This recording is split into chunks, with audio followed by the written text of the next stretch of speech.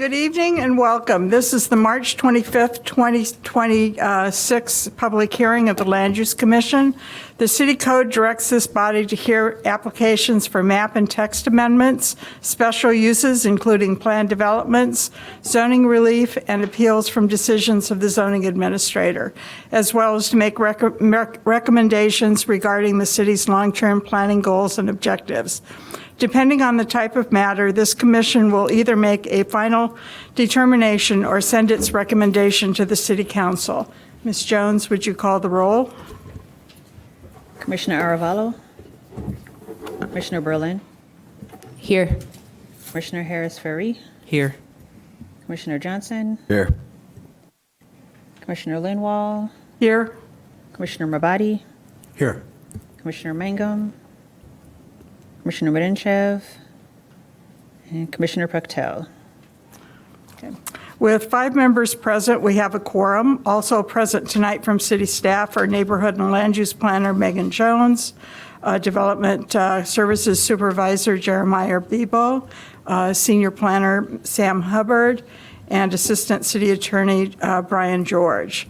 This is a formal hearing, and there are rules that govern our proceedings. Most importantly, only one person speaks at a time, so all testimony may be accurately recorded.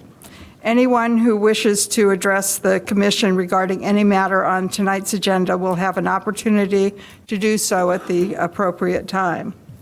Our procedure is to hear from staff on the documents on file, then receive testimony and other evidence from the applicant or appellant. Following the applicant's presentation, commissioners may ask questions about the proposal and the standards for approval. The applicant will be given the opportunity to respond to commissioners' questions. After that, persons wishing to make a statement regarding the matter will have a chance to do so. Any person with a legal interest in property located within defined notification requirements of the subject property may present evidence, reasonably question witnesses, or seek a continuance of the hearing.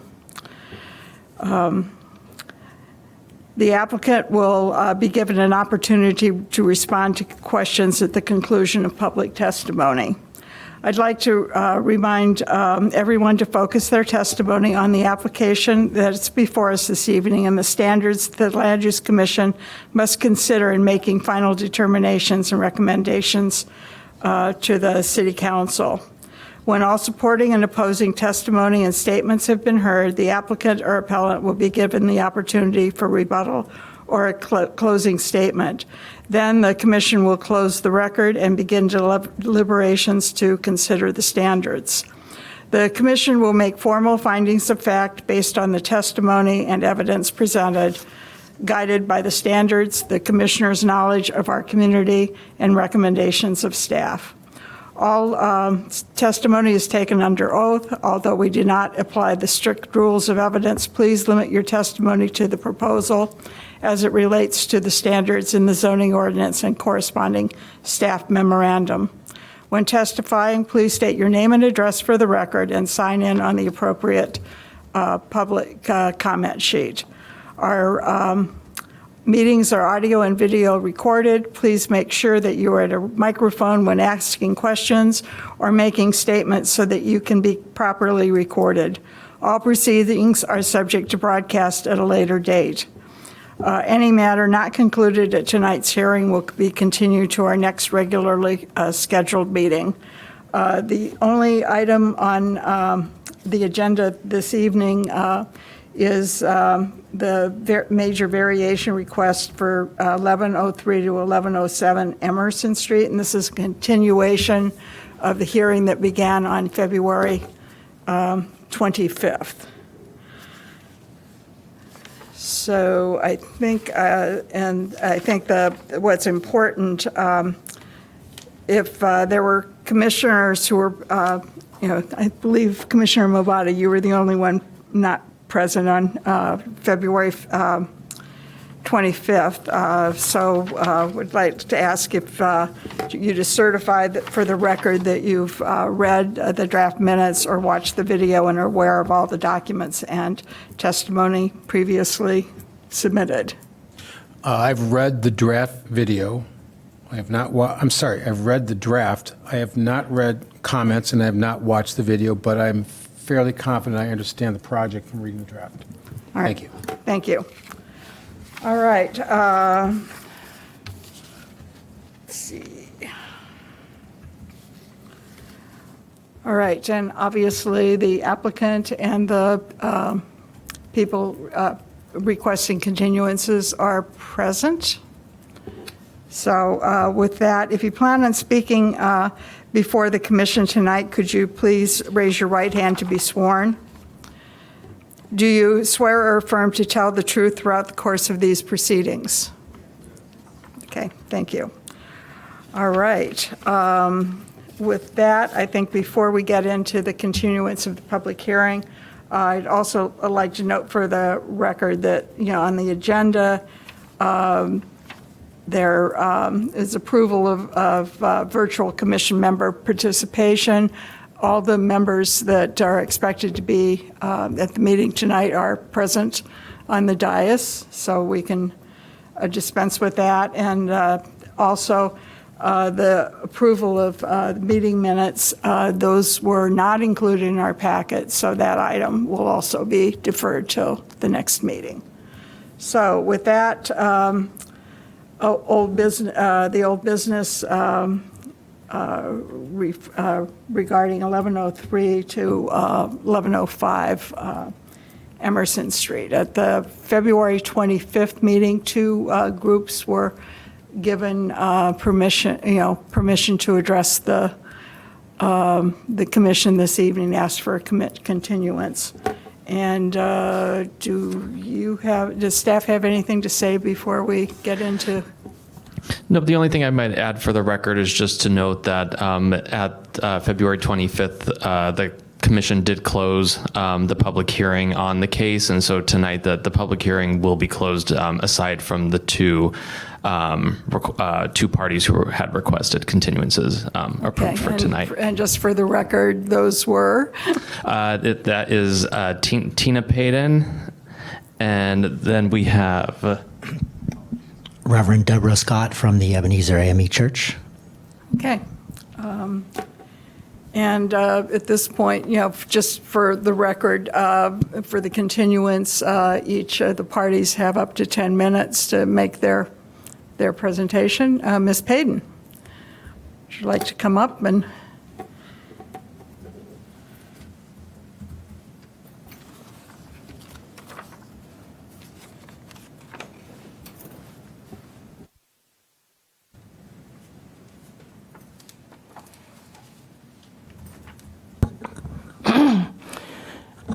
Good evening. My name is Tina Payton. I live at 1122 Emerson Street. We also own the property at 1029 Emerson Street. We also own the property at 1025-27 Emerson Street and 1025.5 Emerson Street. So, am I supposed to do something?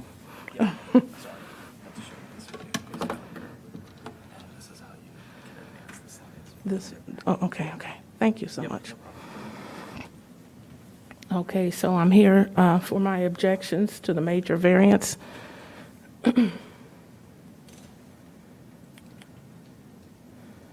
Okay, so just briefly, you may not think it's important, but I will briefly talk about Black history on this block. It's very important. The Emerson Street Y was at 1014 to 1016 Emerson Street. Black people weren't allowed to go to the Y, and so this was created. In 1969, it was closed and demolished in 1980. Also, the Henry Butler Building, which was the first black livery business, and added a location at 1024 Emerson Street and built in 1909, and declared a landmark in 1984 and was still demolished by the city in 1989. This is my house where I live. It's been occupied by my family, the Taggart, Burns, and Payton family, since the land was acquired and the property was built in 1915. We're the only black owners left, only house left on the block. The city eliminated our black neighbors in the 80s and early 90s for eminent domain for the Research Park Northwestern in the city of Evanston. Here is an article. My parents were married at Ebenezer AME Church, one of the oldest black churches in Evanston, which is the neighbors to will speak today. There's my mom in front of the church, and they're on the church lawn here and throwing the bouquet. And my grandmother is standing next to the bride, and she is the one that bought our house from her uncle, who built it by hand in 1915. My dad was also buried at Ebenezer Church, so we have a special place for Ebenezer in our heart. So the picture on the right is when the land was vacant over across the street from our property at 1029 Emerson. And as you can see, E2 was built in 2014. And the reason I'm showing this is because the shadow is so intense over our property, we don't get any sunlight anymore. You can see before and after. There's E2. And we also had significant damages after E2 was built. This is one of our garden apartments. We had sewage flooded in our apartment two times. We had massive backups in our units. And so the reason I'm mentioning this is our property is right next door to the proposed development, and we're afraid that this might happen to us again. This was very devastating. This was 2 of my basement units, was not covered by insurance, and we're still in distress all these years later.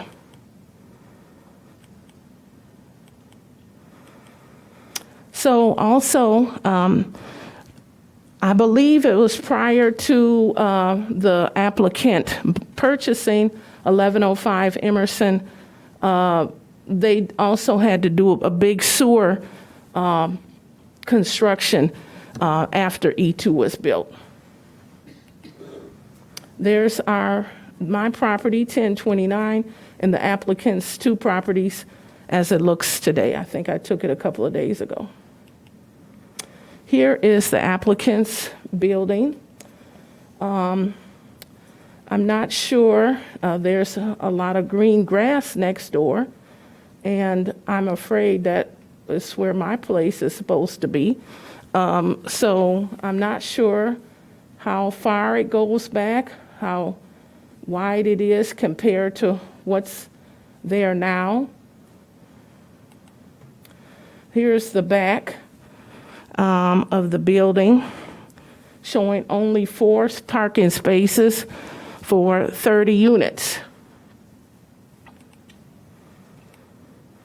So after I spoke with the attorney for the applicant, she said I asked her about a shadow study, and so she put what I assume is supposed to be my building, and you can see that in my back, I don't know what time of day or anything this is, but we will have cast a shadow the whole day.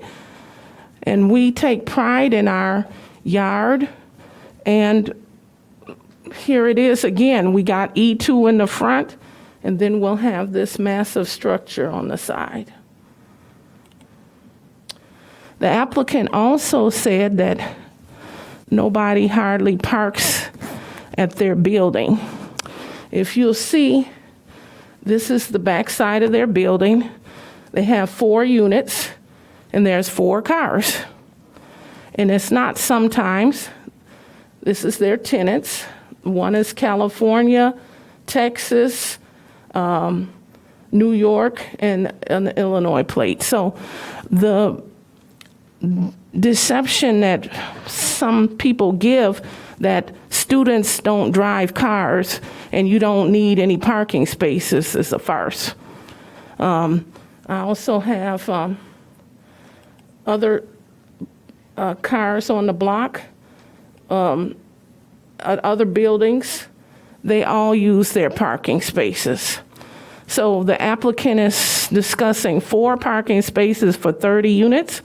And what's going to happen is they're going to come over to my house and park, because that's what happens now. Also, they said that the loading berth, that they don't have to have one because it's for multifamily buildings that contain 30,000 square feet or more. So, as we know, Ms. Klotz is very familiar with the City of Evanston procedure, and she used to work for them. So she has eliminated 500 square feet so they don't have to put a loading berth on the side of the building. Let's go back. The alley is very close back here, and they need something. Emerson is one of the busiest, Emerson Ridge and Green Bay is one of the busiest intersections in Evanston. It has the highest viaducts, so that's why Northwestern goes this route to build the stadium, all the delivery trucks that go downtown, because this has the highest viaduct. So when people are moving in and out of the building or they get deliveries, they can't do it on Emerson. So where are they going to do it? The alley is too narrow and they only have 4 spaces. So it should not be appropriate for them to slice their building just by 500 square feet to avoid the loading berth. Also, you'll see the picture on the left is the garbage truck, and it takes up the whole alley. And so they also talk about trash collection, and they say that there's only space for 1 dumpster and 1 recycling. Now, this is inappropriate for a 30-unit building. I have a building, 6-unit building, and there's a 12-unit building next to mine, and they regularly fly dump at my place because it's not sufficient garbage. And as you can see in the back of the building, there's not going to be any room for garbage, and they said they're going to have the garbage inside and then take it outside. That sounds like rats and roaches to me. Also, I've discussed before, I don't think I can zoom, but the property with the yellow line around it is my property. And as you can see, the applicants currently are encroaching on my property. Their cars are parked across the line. So when they're building this building, have they accounted for they're going to be right up next to my property? It's unclear because they're already over the line.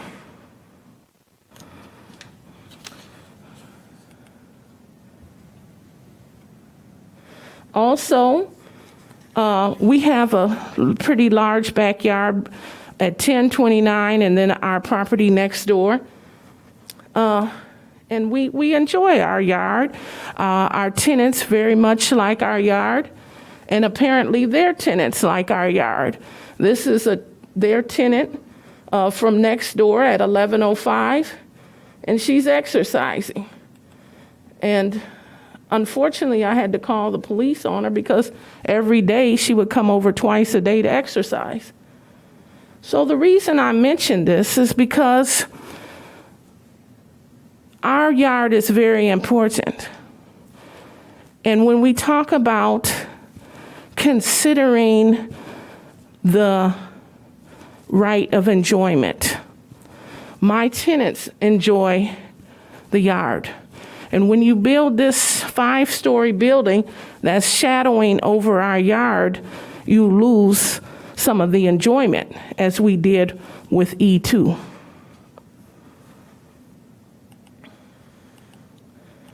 Also,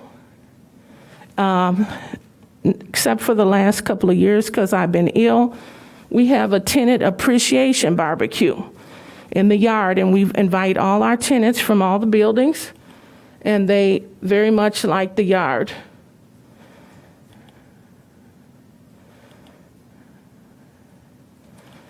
And so why I'm saying this also is we're building kind of a concrete jungle. How far should we extend downtown Evanston? I've been here before. Ms. Jones might remember some years ago when the city was talking about taking my property here. And we want to keep our green space. And when we have all these concrete places, people have dogs. And where do they go? These apartment buildings, they don't have spaces for green yard or anything. So they come to my place. And I had a girl come across the alley, and she came with her dog and put it in my yard. I said, "What are you doing? You're not my tenant," because they don't have a yard. So I understand that the applicant will have something on the roof, but I seriously doubt it's open for the dogs. So they'll be in my yard again. So here I am with potential of damaged property, a potential of noise with the HVAC system. I haven't heard any what they're going to do about that. What are they going to do about the vibration? What are they going to do about the parking so they're not on my place? What are they going to do about the loading berth? What are they going to do about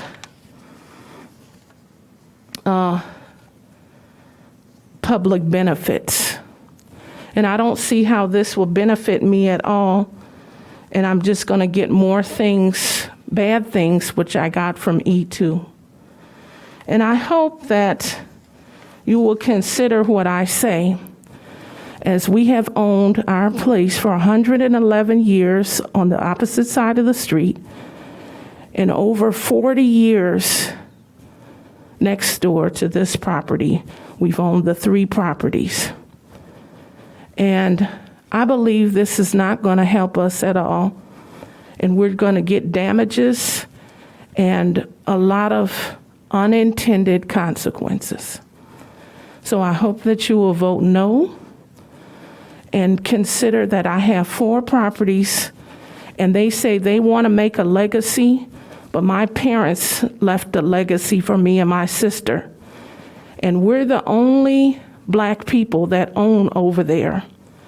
And here it is, further away, that you will eliminate the black history and the black residents. Thank you so much. Thank you. Yes, you could. Oh, do you have a question? Yeah, Commissioner Mabadi does. Hi, I'm sure a lot of us have questions, but I have a question for you, a couple questions. So everything you said, I'm feeling what you're saying. I want you to tell me what you feel is an appropriate step for that property, given that it is zoned R6. So what as a homeowner, as an owner on that block, with that zoning that is known zoning, that you also enjoy that zoning too, because your site could very well be developed. I understand that that's not on your agenda, that you don't want to sell it. So I'm not saying that that's an answer to this issue. What I'm saying is that that zoning is a defined element that's there. So with that in mind, what do you feel would be an appropriate measure for that property that shares the same zoning as your property? Because not everybody that owns, has exactly the same priorities. So Absolutely. with the sensitivity to yours, I'm trying to understand what would be an appropriate measure for your neighboring property. Okay. What your thoughts are. Well, of course, I don't agree with it, but I think it says in the documents that they're allowed 12 units, and they're asking for 30. Is that right? Yes. For us, Okay. yes. So what's wrong with 12? I mean, I see. don't, So you're asking, it's too you're asking to big. build as of right, not to do any exceptions. Exactly. I see. Okay. Okay. Okay. Anyone else? Yeah, and just as a side note, one of my very first memories as a child was swimming at that YMCA. That my grandparents took me over there for a reason. So thank you. Okay. Thank you very much. Okay. Oh, we do have one more question. Commissioner Johnson? Hi, Mrs. Payton. I had a couple questions about the block to familiarize myself with the area. And of course, I have driven on the block and walked on the block, and I drove past it on the way here tonight. So you own 1029, Yes, and then 1027, 1025 it's next door. is next door. Is that also one of your properties? Yes, The building that's kind of in front of it, the little shop. what is the little shop? So it's nothing right now. I've long had a battle with the city of Evanston because it's also zoned R6.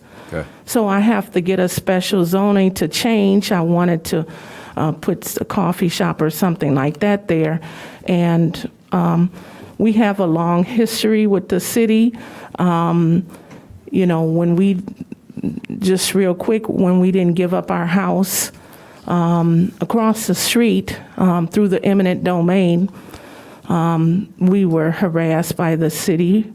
And so when I come to ask for things, I usually don't get it. So that's why it's been vacant. The hairdresser, she was there for 28 years beforehand. And so hopefully I can come back again and try to get a zoning change for that property. Because they also had to get a special use when they bought the property in 1984. The city actually wanted them to tear down the property. And so they fought to get a special use. And so it was a beauty shop for 28 years.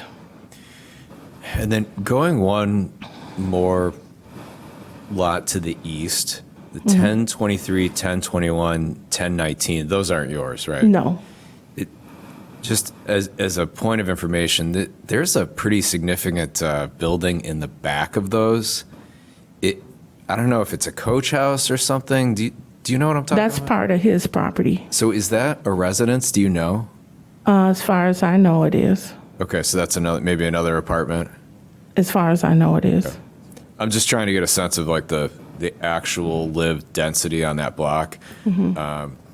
I figured I'd ask you because Yeah, well, as far as I know, Brad Brown is the owner, and he's had it, I think, he brought the property in 2019, 2019, I think. Maybe a little, I don't remember. Okay. But thanks. anyway, as far as I know, it's a rental. Okay, thank you. And so maybe why you're asking that is about the rents. That's what I have a question about, because I know that Ms. Berlin asked the applicant last time what the rents would be, and they didn't answer. E2 is very expensive. The link is very expensive. They're getting ready to build possibly where Chili's is, 605 Davis. I mean, we try to keep our rents lower, And I believe when they build, or if they're approved, that the rents will be higher. I mean, building is not cheap. And so you can't keep your rents low. And it's hard to keep the rents lower anyway. I mean, the taxes are crazy. And so I believe that's going to affect my rent too, because I won't be able to do, I'm generally an affordable housing landlord, and we even took somebody who they subleased their apartment to somebody, and I took them because the person didn't move out of their apartment, and I took them at a lower rent because they had to pay 2 rents. And I'm afraid that, you know, if these things keep more and more luxury renting, the goal of Evanston for more affordable housing, it will not happen, because you're extending the wedding cake, right? Ms. Linwall knows what I'm saying. Yes, I do. All right, thank you. Okay, and then next up, who's going to speak on behalf of the church?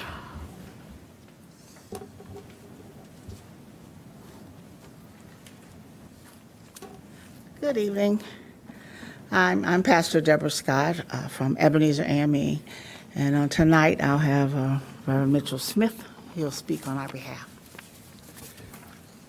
Hello, everyone. So I have copies of our statement. Would it be helpful if I handed it to you all? Sure.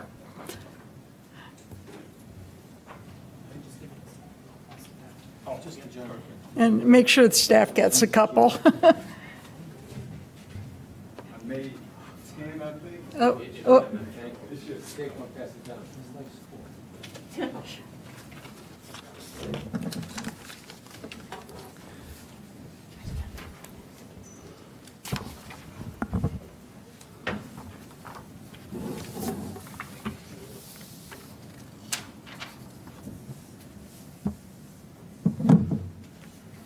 Okay.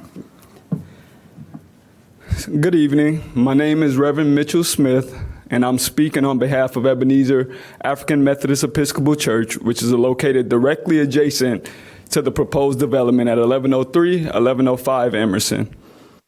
First, I want to say that we appreciate this opportunity to speak, and also appreciate the information that has been shared by city staff throughout this last month. I want to be clear about our position. We would prefer that the existing zoning requirements be upheld, including the 12-unit maximum for this site. At the same time, we recognize the direction the city has been moving in this area, and we understand that approval of the requested variances is being highly considered.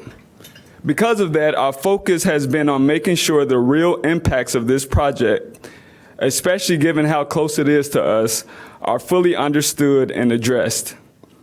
As a church, we see ourselves not only as the neighboring property owners, but as longstanding institution in this community, particularly within the historic Fifth Ward. So when we look at this project, we are thinking about both our property and the broader area and community around us. We also want to share that we did not have the opportunity to fully understand and evaluate this proposal until shortly before and during the February 25th land use meeting. Since then, we have taken the time to review the materials carefully, ask questions, and try to better understand what this project would mean in practice. Once we gathered additional information from the city and identified areas of concern, we noted those to staff and the applicant's attorney, Melissa Klotz. We were scheduled to meet directly with the applicant to talk through the concerns and potential protections. However, unfortunately, they were unable to have this meeting with us. Tonight, they did let us know that they are willing to be in communication with us going forward. From a land use perspective, we understand that this meeting is centered around the applicant's request for variances from existing zoning requirements, and in particular, a significant increase in density. What stood out to us in reviewing the materials is that this is not a minor adjustment. This is an increase from the current zoning limit of 12 units on the site to a total of 30 units. We also noted in the staff memo that this represents one of the larger increases compared to recent developments, which tells us this is not a typical situation. And while the proposal is framed in terms of 30 units, from a practical standpoint, the number of occupants will likely be significantly higher, especially given the bedroom count and layout of some units and the inclusion of additional rooms that could realistically function as sleeping spaces. Because of that level of intensity, we believe it's important to look not just at whether the building meets code, but how it will actually function day to day in relationship to the properties around it. We also want to acknowledge that we understand the role of code requirements in the permitting process, and that many of the technical details will continue to be refined as the project moves forward, if it moves forward. At the same time, because this request involves such a significant variance from what is otherwise permitted, we believe it is appropriate at this stage to focus on how the project will function in practice, not just how it's designed to comply on paper. From our perspective, meeting code is important, but it does not always fully reflect how the site will operate day to day, particularly when the intensity of use is increasing beyond what normal zoning would allow. For us, one of our biggest concerns comes down to the rear alley. When we look at the site plan, we see that a significant amount of activity is concentrated in the rear area, including parking, trash handling, and service functions, all of which rely on the same alley that the church already depends on. And from what we can see in the plans, there does not appear to be a dedicated loading area, which means deliveries, move-ins, and service activity will likely rely heavily on the same shared alley, adding to the level of activity we are already experiencing today. Today, we already experience issues in that space. We deal with congestion, trash buildup, and challenges during move-in and move-out periods. Those are existing conditions. And to be candid, we have experienced repeated situations involving late-night activity and gathering spilling into our alley and surrounding areas, which have directly affected the use and condition of our property and required ongoing attention from us. So when we look at a project that may introduce additional similar patterns of use, our concern is not just theoretical, it's based on what we already see happening today. With the addition of this level of density and activity, our concern is that these existing issues will not just continue, but they will increase. Based on the staff memo that we were sent for review, we understand that the plans at this stage are designed to meet code requirements and may continue to evolve through the permitting process. At the same time, that is exactly why we think it's important to raise these concerns now, because how these spaces function day to day is what will ultimately impact neighboring properties like ours. And from what we have been presented, it's not entirely clear to us how the day-to-day operation would be managed at this scale. Another area we've been concerned about is how parking and circulation will function around the site.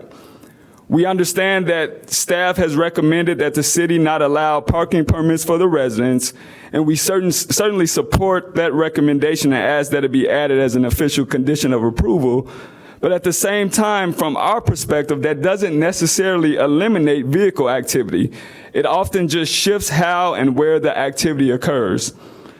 We also understand that the project is proposed as a reduced parking approach similar to what might be seen in transit-oriented developments, or TOD, even though from what we understand, this site is not technically within that framework.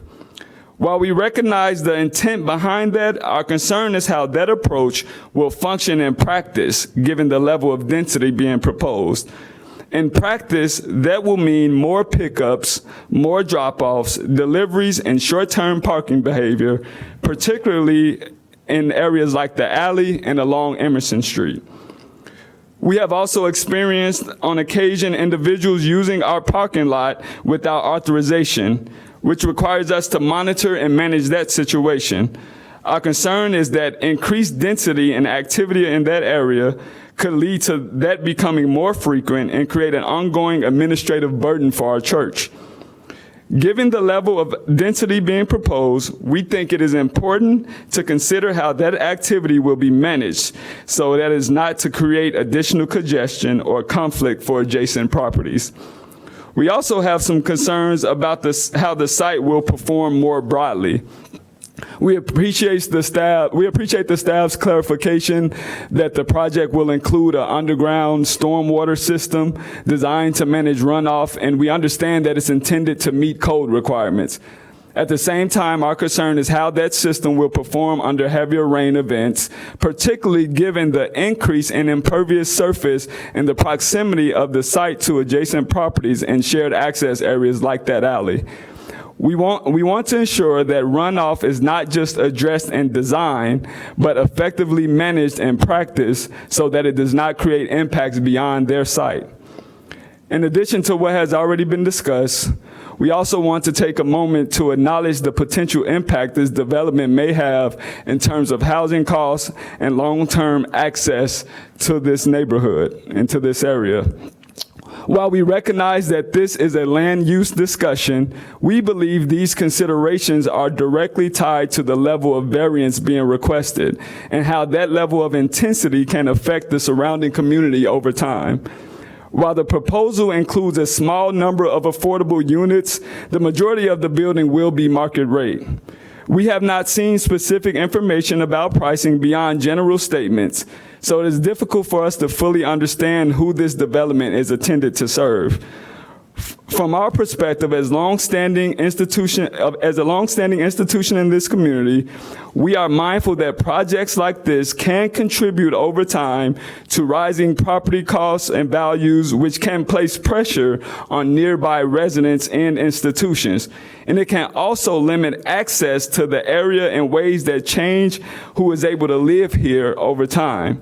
For example, median incomes vary significantly across different groups in Evanston. So increasing in housing costs don't affect everyone equally. They can have a greater impact on certain groups within the community based on existing income differences. Nonetheless, at this point, our goal is not to oppose development broadly, but to be clear about what we believe needs to be addressed. Given our immediate proximity to the site, we believe it is reasonable to have certain expectations clearly established up front. And particularly, we will respectfully ask that these items be addressed as part of the approval or conditions associated with the project if you decide that it moves forward. How alley access and operations will be managed on a day-to-day basis, how refuse and move in and move out activity will be handled to prevent overflow and obstruction, limitations on amplified sound and lighting impacts, continued attention to stormwater will be managed under how stormwater will be managed under heavier conditions, pre-construction documentation of church property and surrounding properties, including photographs and established baseline conditions, identification of a property management, or if there will be on-site property management, or local contact to address ongoing operational concerns once the building is occupied. We also want to note that there are several additional items that we know that are typically addressed directly between neighboring property owners, which we had hoped to discuss with the applicant, but were not able to do prior to today's meeting, to which they stated they are willing to discuss moving forward. These include things such as the pre-construction condition survey of the church property, appropriate insurance protections during construction, and physical buffering or a privacy fence, if you will, along the shared property line. While we understand that these may not all be formal conditions of approval, we believe they are reasonable considerations given the immediate proximity of the church to the site.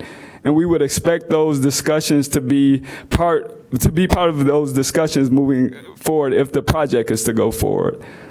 Regardless of how this project proceeds, we felt it would be important to take the time to understand it more fully and share our perspective. At the end of the day, our goal is simple. We want to make sure that if development moves forward on this site, it happens in a way that reflects how the space is actually used, respects the surrounding properties, and supports the existing community. Thank you for your time and consideration. Thank you. Anyone have any questions? I have one. Sure. You talked about the issues with parties and other things. Does that reflect the tenants along Emerson Street, or is it include the people living north on the north side of the alley primarily, or can you tell? So mostly north, but it's more indicative of that they're mostly students, student housing. And so this project hasn't been labeled as such, so we've tried not to address it as such.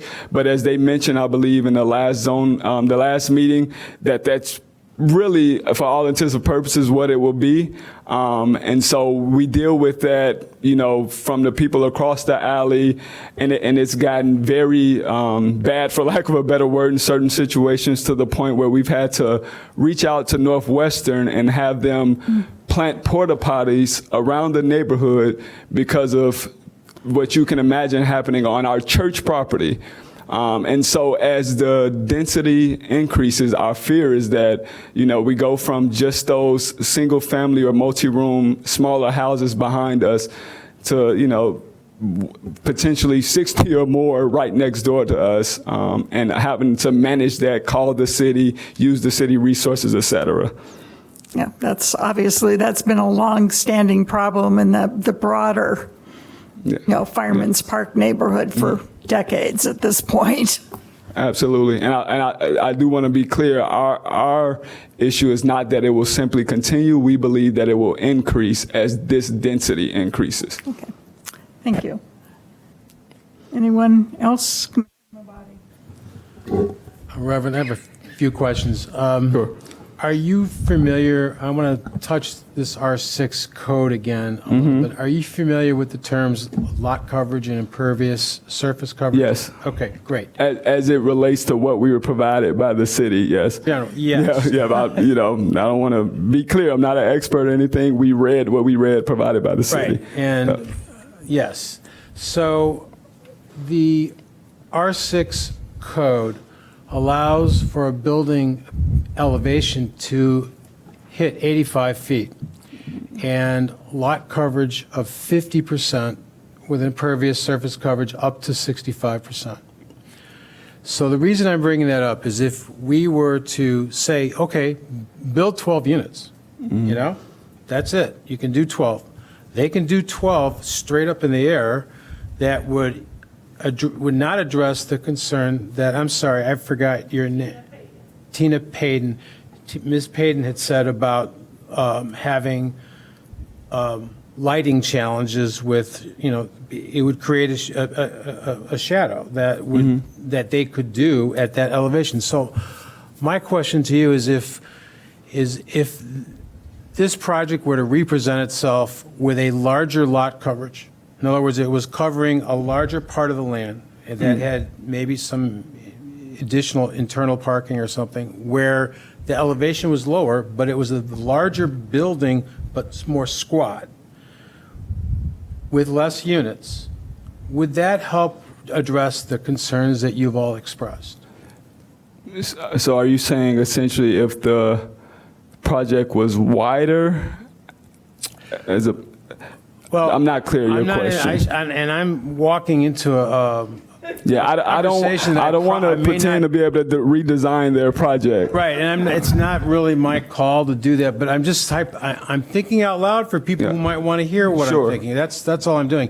But it's more like when we look at this project and we say, okay, well, as of right, you can go to 85 feet. That's a tall building, and that will block sunlight. And you can build a pretty hefty building on 50% of that lot. So if someone goes as of right, they could flip the conversation completely and build a luxury building there that would be addressable in the market with higher rents, really higher rents, or even a condo could go there. And that is allowed as of right, and then you're not getting the, because that right to quiet enjoyment cuts both ways. Someone could say, well, I have the right to do that because that's what the code says. So I guess what I'm saying is if somebody were to say, altruistically speaking, I want to do something that's right for the neighborhood, that the neighborhood feels is right, that could be a smaller building, but in order to get the units down on a smaller building, it has to get wider or deeper. And what? Or taller, but the tallness is what we're trying to think out loud about because of the shade problem. So my question to you is, if somebody who is thinking about this said, you know what, I think I will cut the units back and we'll go to a shorter building, but it's going to take a bigger lot. They'd ask for a variance, a variance for the lot coverage, a bigger variance. How would you all feel? Would you come here and react to it aggressively and say, no, that's not part of the code? Or would you understand that that might be a compromise to mitigate some of these issues, allowing a development to proceed, but at the same time doing it in a way where it's not as punishing? So to be candid with you, so you that was a loaded question, right? So no. I mean, it was a lot. You added a lot. So I want to be kind of clear in our response. We don't. What we're asking is not to redesign their project, right? I'm not equipped to do that. Right. You did make the hypothetical statement that they can potentially build 12 units straight up. Yeah. So I'm not really equipped to, deal in hypotheticals today. I really can't, speak to that. What I can say is, as it stands now, with the impervious amount of ground that's being replaced, that the footprint, the 30-unit density, that is going to hinder our church, that is going to have an impact on our church. We understand that there has to be some middle ground. But also to your comment about what someone else could build, that is often brought up in a way to say, hey, it could be worse. And if it were to be worse, we'd have to be right before you and say, hey, we don't want to stand for that, right? So to that point, we understand that there's code, but we also understand that code can be met on paper, but in function and reality, it's a whole different thing, right? So meeting code on paper, I think Ms. Patton did a great job of saying how you shave off 500 square feet to be able to meet code, but in reality, that doesn't solve our problem. So we're less concerned with will it just in black and white meet code, but with how it practically day-to-day operate and how it affects the surrounding community. Okay, I understand that. I Yes, guess sir. what I was saying is shorter, fatter, fewer units. Kind of like, is that better? That was kind of the question. But I understand that you don't feel, and I shouldn't be maybe putting you in that spot. But my out loud thinking is, I'm not a real fan of the density. This is a lot of units to put on this lot. If they had your property with it, how much money do they have right now? I'm saying, no, that's not, please, I'm not doing that. I'm just saying if the lot was wider and they wanted to get a variance, it'd be more possible because of the fact that you'd have more green space and you could mitigate some of these. You have a dog run, you could do things that are not being done here. Yeah, that is our concern. Yeah, so I'm feeling your concern. That's where I'm at. Thank you. Thank you. Thank you. Anyone else? Right. Thank you very much. Thank you. Thank you for your time. Okay. And then I guess at this point, we'll hear from Ms. Klotz. And I presume you will respond to most of the issues and questions that have been raised and make a concluding statement. Yes, thank you, Commissioners. Melissa Klotz. As mentioned at the last meeting, the applicant's attorney is not able to be here tonight, so please bear with us while we try to work through this. To first run through a number of responses to Ms. Payton's questions. First off, of the photos that showed a close to full parking lot, those were not all tenant vehicles. Excuse me. I believe one of the cars shown was mine. Typically, there is a car or maybe two parked at the lot, but it is not full of tenant vehicles. Also, there are some tenants from some of the other buildings that park there, since those tenants don't have vehicles there. Loading, we are not required to have a loading zone. However, understanding that in reality that can be a necessary thing. That's why the units are furnished. There will not be beds moving in and out, couches moving in and out. All of that stuff will be in the units. What we see today is most people moving in and out of units use a regular vehicle. I believe the 910 Custer project, that is 200 or 300 units, does not have a loading zone for that same reason. It's just not something that people need today. The existing parking, it is not over the lot line per the plat of survey. Online GIS things are slightly off. Additionally, the 5-story building, we are not in any way attempting to extend the downtown. That's why it's a 5-story building, not an 8 or 9-story building. We're purposely trying to be that cake layer effect that does make its way down rather than maxing things out. If you just go further east on the street, there's the Link, Prim Tower, all of those are bigger. Again, we are purposely trying to stay below that. We are also trying to add density to help keep the downtown vibrant. As the city has said, more density is needed in that entire area. That's what we're trying to do. There was a statement about public benefits. As a reminder, this is not a planned development. We are not required to have public benefits. However, we are trying to. The number one thing we're trying to do is keep the rents low. Everything that gets added to this project ends up adding to the rent. We're really trying to keep it simple, and that is not an easy thing to do.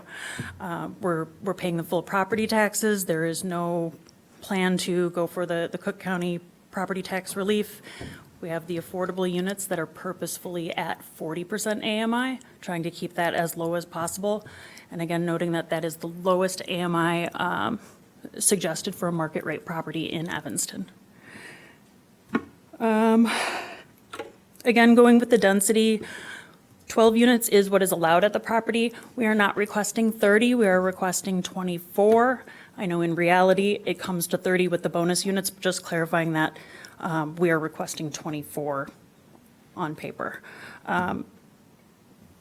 12 units is possible at the site.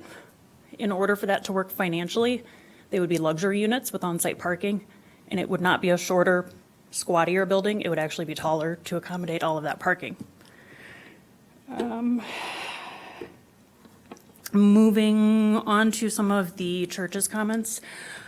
We did have a meeting set up with the church for late last week.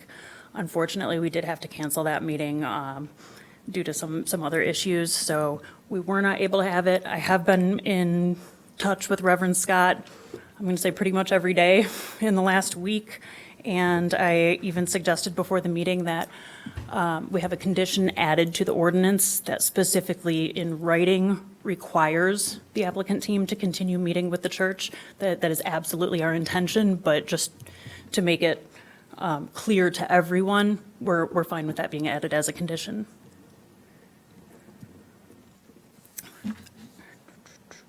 Questions raised by the church about the additional density and impact and potential issues with student housing. This is not a student housing building. It's probably a 50-50 student housing and locals. That's similar to what the current situation is at the property, and we expect that it will continue in that way, especially considering some of the units will be family-sized. Even so, we do acknowledge that, yes, there will be more people at the property, and so we are trying to mitigate that. We've added in landscaping barriers, especially along the church property line where there is a front yard patio. The suggestion from Design Evanston was that that should be they called it a party room. You can see why we thought that's not a good idea right next to the church. We don't want to encourage that. So that unit is actually likely going to be the 3-bedroom affordable unit with the intent that a family can be there that can use the patio, and a family with kids that can use that ground floor patio and definitely not have parties.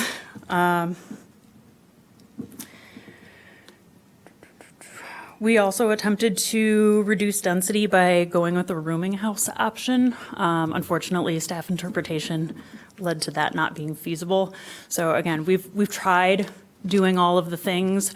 Unfortunately, while the big thing is density, what it comes down to is that's what financially makes the project work to keep the rents lower. So any reduction in the density makes the rent for every single unit go up. I'm sure I missed things. Questions? Commissioner Berlin. Hi, and thank you. I think it's funny because both of the people who made continuances, I listened to this meeting again last night in preparation, and I realized, I don't really feel like I got an answer to my question about what the rents are targeting, just that it would be lower than E2. So can you give us some numbers on the rent levels? Because it feels like we're getting a lot of different information. Sometimes it's called missing middle, but it's going to be furnished. I'm a little unclear on what market segment we're really going for. It is missing middle housing. We don't have exact numbers. No development at this stage has exact numbers. It depends on what bids come in at, and does the project stay on budget as it goes. Do you have projected numbers that you can share, or can you tell me what E2 is renting at so we know what you want to stay below? I just feel like we're using a lot of vague terminology, and if there's a big push for this idea that it's not going to be luxury, I would just like to understand what part of the market it can serve. If I'm asking a question that's inappropriate, I trust someone will tell me. Like, I'm really not trying to put you on the spot. I'm trying to get clarity about the project.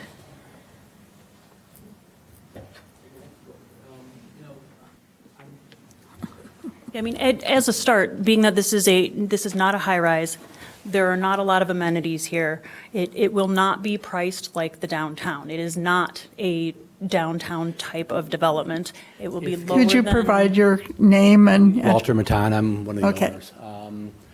We purposefully designed this building. If you take a look at the floor plans, the bedrooms are smaller in size. They're typically about like 11 by 10 feet, smaller living room, smaller dining room, smaller kitchen, smaller everything. When you look at a project like E2 or even down the street, I forget what it's called, but the, what's the link? You know, I think their one bedrooms are in the almost like $3,000 range. We're planning on being significantly at least 20 to 30% less than that at minimum. Now, if we get our bids in lower, we could probably even go below that potentially. You know, I can't commit to an exact amount. I really appreciate that. I'm not asking you to commit. I really am not. I'm trying to get a feel for it. So this is helpful, this type of number. I understand this is not binding. Our 2 and 3 bedrooms where, you know, it'll be less per bedroom, I guess. But again, we also don't know if it's going to be, our current tenant mix is probably around 2/3 students, 1/3 non-students. You know, if you start looking at a 3-bedroom, they probably won't be, each bedroom won't be 22, 20, it'll probably be more like in the $4,000 range or so, you know, for the 3-bedroom units. It'll stagger down as more people are living in the units. Sure, yeah, okay. Yeah, I hope that helps a little bit. Just some sense Thank of you. where we are. Thank you. Commissioner Johnson, did you have a question? Yeah. Hi, Ms. Klotz. I have a question about the parking. In our packet, it says that applicants proposing to lease parking stalls in nearby parking facilities likely be the city's Maple Avenue garage, E2 garage, or the Link garage. What's your data as far as the occupancy rates of those garages? What's their capacity? or usage? They all have additional parking available that is not zoning required parking. Okay, and they have plenty of excess capacity to rent to you? And we have confirmed that the city garage does, although we would hope that there could be a condition that allows a reduction to our parking requirement that aligns with any state reductions that occur in the near future. Yeah. Because we do not believe that we'll need the parking. This is intended to be a TOD project. Yeah, certainly if what the state passes in law, we will comply with. I just ask that, I asked that question because we get a lot of these, and when you were here with the city, we would get a lot of these where a developer asks for, to use parking somewhere else off-site. And I have been on this dais, conversations about approving these, and I always wonder, well, how much of the supposed excess parking have we already consumed by approving projects like this in the past? So you can assure me that there is parking capacity? Yes, confirmed. Okay, thank you. I had another question about the building height. So you're at 60 feet right now for the proposed structure? If you're going to the very tip top. Yes. What's your zoning height? So you can go up to 85 feet in this spot, right? You can go up to 85 feet to the mean slope of the roof, Okay. plus 12 more feet as the affordable housing IHO bonus. So you could go up to 97 feet, and if it's a peaked roof, you could actually top out just over 100 if you wanted to. Okay. So tell me about your considerations for going slightly higher and not consuming that 60% rear yard accessory coverage. Tell me about your conversations with.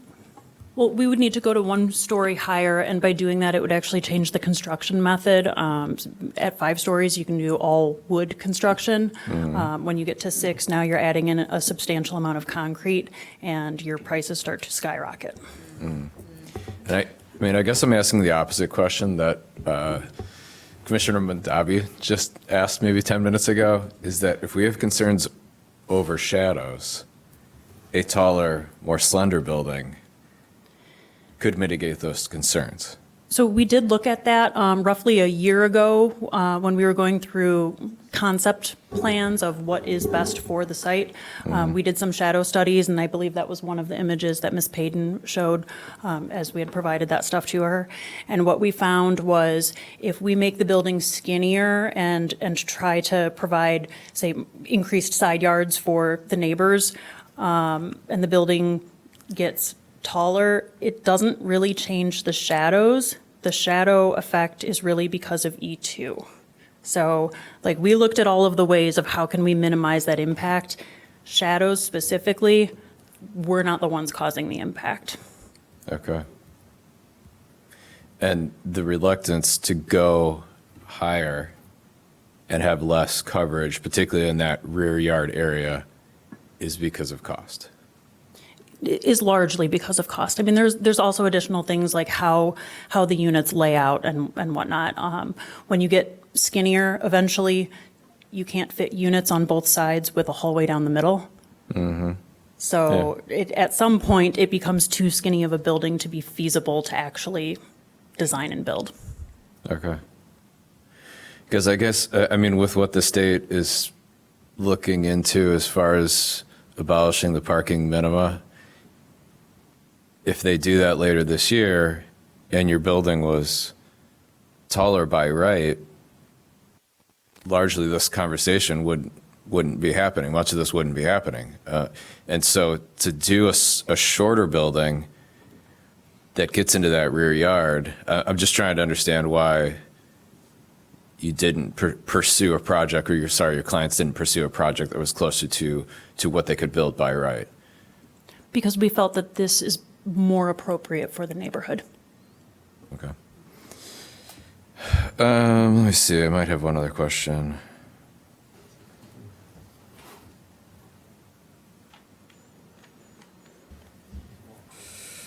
No, that's it. Thank you. Okay. Commissioner Berlin? Hi again. So I have a question that's kind of a 2-part. I'm still learning how things work, even though it's been a year. So I may ask you something, and then city may say that's not even doable. So 1, 2, right? As I'm listening to this conversation, both the continuances and what you're saying, I'm feeling like we're really talking about a bunch of different things that are getting mixed together.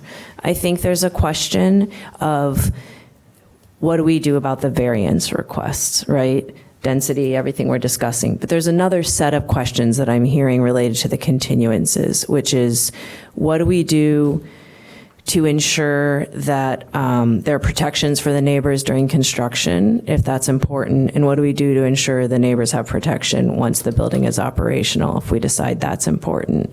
And so trying to disentangle this a bit, I'm wondering if, just putting the variances question aside for a second, I know that sometimes when we have these meetings, we offer sorts of conditional approvals.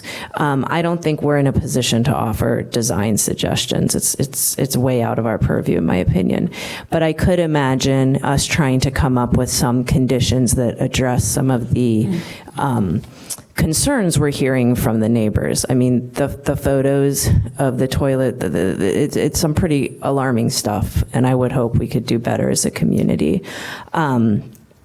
So I'm wondering if we have the option to have conditions this evening that are firmer than a commitment to continue meeting, and that actually say things like, I mean, I think we heard some things from the church group about fencing. I don't know. I don't know if we can do this in one evening, but I'm just wondering if we can have some protections and if you all would be open to those sorts of conditions, or that's the type of thing where it might change your costs in a way you'd need some time. I'm just trying to kind of get my arms around all the things. It feels like there's a lot we're talking about tonight. Sure. So I believe the majority of the church's concerns related to construction were provided in an email that went to the city and to the applicant team, and that I have here. It's actually the first page of this first document here. Okay, thank you. And the city responded individually, one-on-one, to many of those items, just clarifying that they are city requirements anyway. Okay, not all of them, but many of them. Additionally, at the same time, the applicant team responded to the church saying, we are fine with nearly all of these. We need to look a little closer, but yes, absolutely, we're going to do these things. Okay. Just to add or include to the 11 conditions that are currently suggested by staff in the staff report, a number of those are intended to address some of these things. I mean, there's just, as an example, there's condition number 9 that states that they have to sign and agree to a construction management plan. That's standard with any development project. There's also another condition that was added in there addressing future trash receptacles, and if they're permanently stored on the exterior of the property, a fenced enclosure or comparable equivalent screening shall be installed for their storage. So there are conditions in there that are intended to address many of these issues already. Can you tell me what page you're reading from, please, in the packet? It's 60, well, it's from the old packet. Yep, I have that. 60 of 178. 60 of 178. Okay, thank you. That's the list of conditions that have been. Yeah, I couldn't find it earlier. And then also the suggestion that a condition be added about continuing to meet with the church that you had suggested, I believe. Yes, absolutely. And to clarify what I just handed to the commission, so the first packet is much of the correspondence back and forth with the church over the last year. It is not all of the correspondence. It's the important emails and letters and whatnot. The second packet is the attempts at reaching out to Ms. Payden and the many various ways that we attempted to reach out to her unsuccessfully. And then the third packet is the concept plan package that was provided to both. Okay. Thank you for all this information, Jeremiah, and thank you as well. Okay, any other questions? I have questions about the parking spots in the rear. So there are going to be 4, but they will not be assigned. Is that correct? Correct. They are all intended to be short-term parking specifically to facilitate deliveries, drop-offs, taking your groceries inside, that type of thing.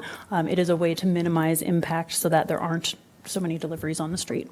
Okay. And so how will there be signage to indicate that? How will that be enforced? There will be signage for it, and the programming of that will largely see what works best for the building. It may be like 2 15-minute spots and then a 30-minute spot and a 1-hour spot. I mean, it'll probably be adjusted over time based on what works best. Okay, and so tenants are not supposed to be parking there long term or like Correct. overnight. Correct. And when it comes to move-ins and move-outs, that will be scheduled, and they will have a scheduled hour or whatever is necessary. Okay, and for the city, does that fit into our parking requirements that those are short term? Yes, as long as they're provided on site, it meets code. Yep. Okay, thank you. With respect to the parking, my recollection was the handicap spot may be leased to a tenant, or is that? I believe if a tenant needs the space, that would be That would be the acceptable. intent. I think that was what was in the packet. I just wanted to clarify that. Any other questions? Okay. Actually, I want to tap into this parking a little further. Did you do any study of what's typical in terms of parking needs for your surrounding neighbors? For example, E2's got a big stack of tenants in there, and there's parking, but all these developments that have gone up over the years have engaged the city and started out, I shouldn't say all, several have engaged the city and made an arrangement with the city to lease space from the city to be able to meet sufficient potential parking needs for the development. And then as years have gone by, they've relinquished them when they determined that they didn't need that. So I feel that this building could use more parking than it has, significantly more. So I'm curious how you guys developed the thinking that it doesn't, or did you take some steps to prove that in order to justify the request? It's substantially proven by the applicant's other properties that are in that same neighborhood. They have 6 other properties in the neighborhood, and they have available parking on site that none of their tenants want to use. So going with that, we believe parking is truly not needed on the site. Additionally, if you do look at those other surrounding downtown buildings, I know many of them, when they were first approved and built, they typically had a parking requirement of about 1 to 1. Most of those have come back to the city and whittled that requirement down to a 0.3 ratio or less. So thinking of that, and then in combination with it's not a luxury development, we anticipate that people who have a car, who want to have their car easily available, they're not looking for a development like this. They're looking for one that does have the parking garage. They might go over to 2200 Maple that was approved a few months back that has parking on the first floor. This development is intended for people who don't want to have a car.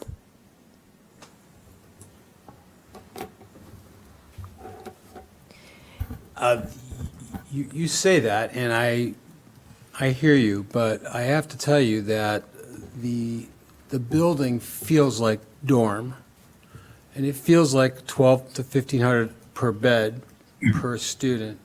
Those students that pay that have cars.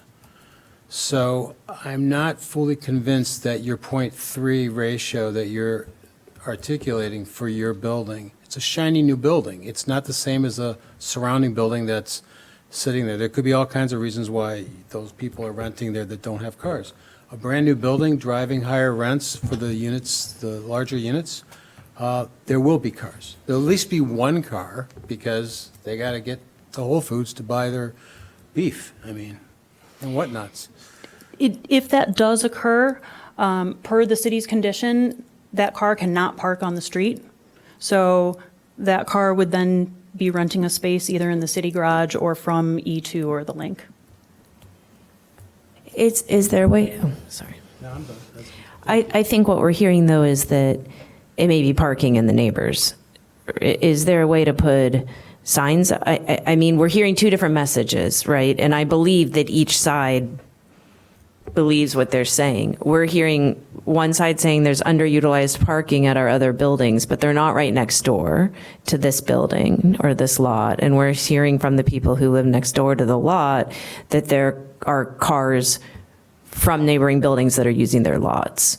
I don't know if there's a way at least to put up signage that's like, our neighbors are our church, or our neighbors are private property, and you cannot park there. They can call the police. Like, I don't know, but there is a disconnect here on what we're hearing, across the board. We could absolutely put signage up clarifying that that is the church's parking lot, and their property, and that it is trespassing to go onto that property. Yeah.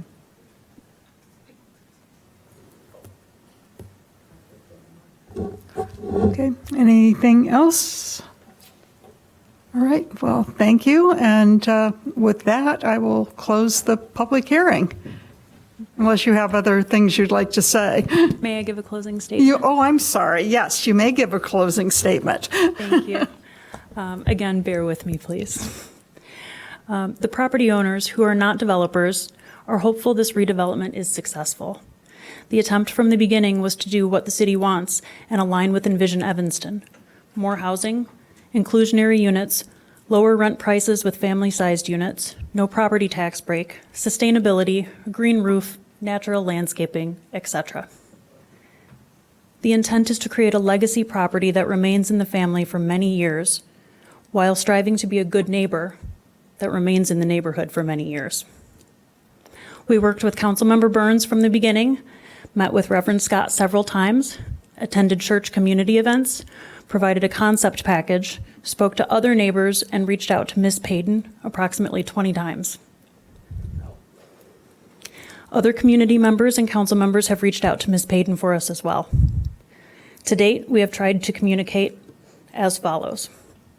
In spring and summer of 2025, I called Ms. Payton personally multiple times. I also texted her multiple times. With no responses, we asked other community members who have spoken with her previously to reach out. They tried, but there was no response. I asked multiple council members if they had any ideas. One spoke to her directly about the project and let her know that we were trying to get in touch with her, and she acknowledged the project but refused communication. By fall and winter, when the project was ready to move into the variation stage, I dropped off a letter and plan documents at her place of residence, and then followed up with more phone calls that went unanswered. I myself ran into Ms. Payton by chance at City Hall in January, before a city council meeting, and I attempted a conversation with Ms. Payton, in which her voice was raised, and eventually police officers stepped in. Get out of here.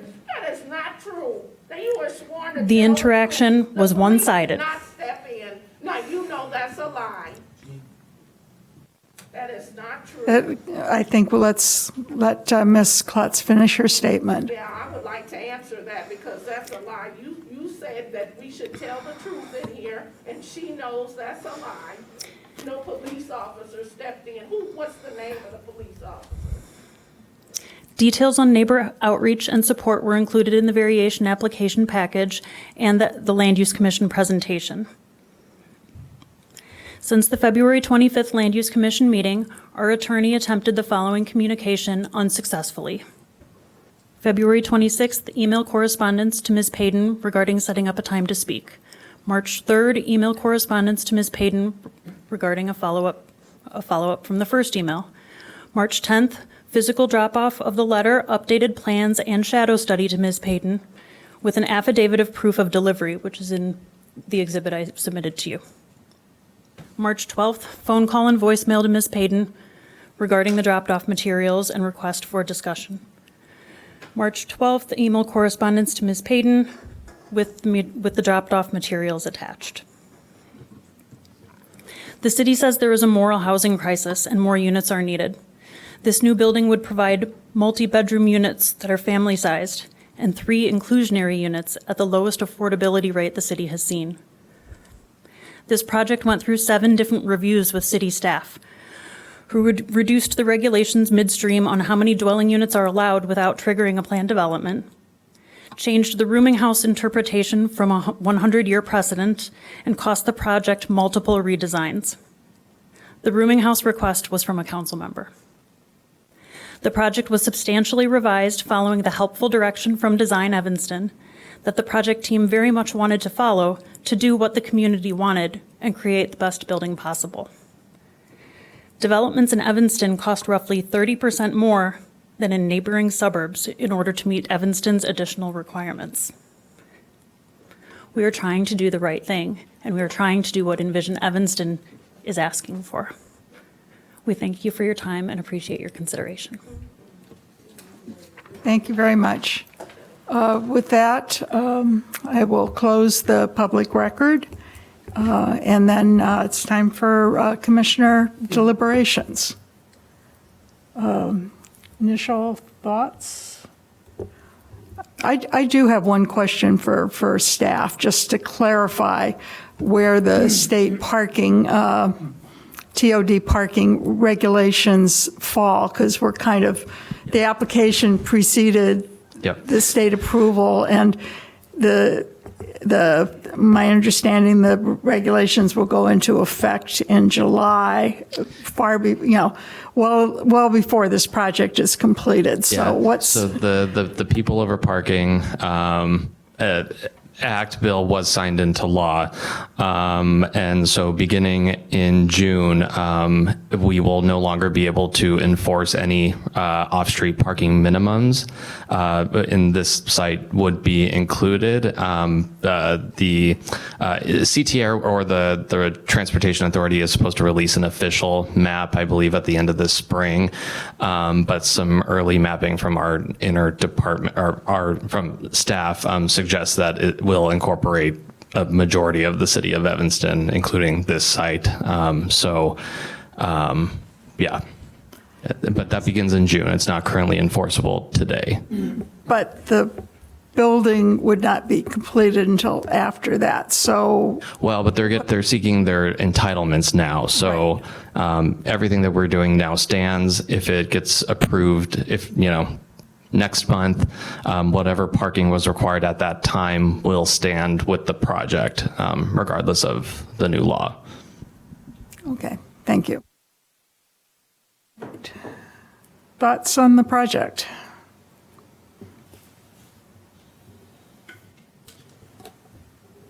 Well, yeah. When you have this change in what the state's going to do to parking, it makes the issue even more significant, because the applicant's asking for a significant departure from the maximum unit load that the lot size is capable of taking, of handling, based upon the code that we have currently.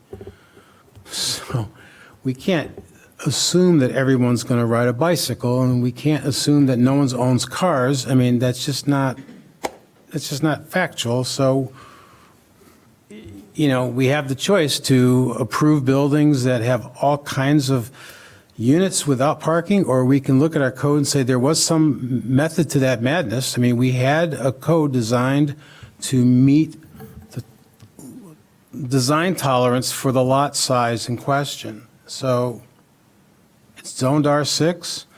I have no problem. I'm a real estate guy. I've invested in development. I own buildings. I've done all kinds of stuff. I totally am pro-development.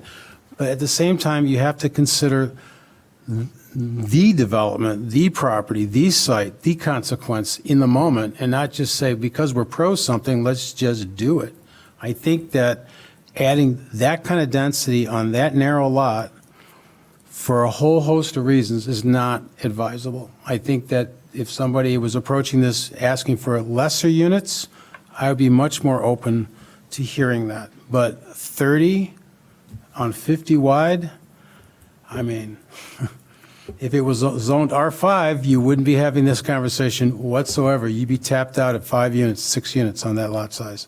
So, I mean, the elevation, I know there's a building on the corner that enjoys a higher elevation, but the real elevation of the buildings in that area are not 80 feet, except for E2.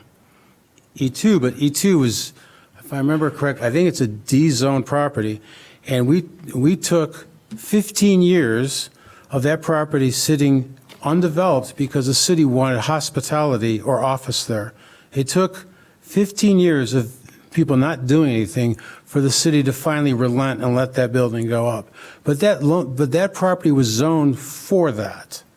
That was inside an area that you could go for planned unit development and get massive elevation there. This, I know we're talking about 100 feet top out maximum, but I mean, if somebody wants to do it, that's their right, but it doesn't economically pencil to build, because now you're talking about, a different structure like you were mentioning. You're not doing a stick-built design. So the cost becomes so extremely prohibitive to go too much higher.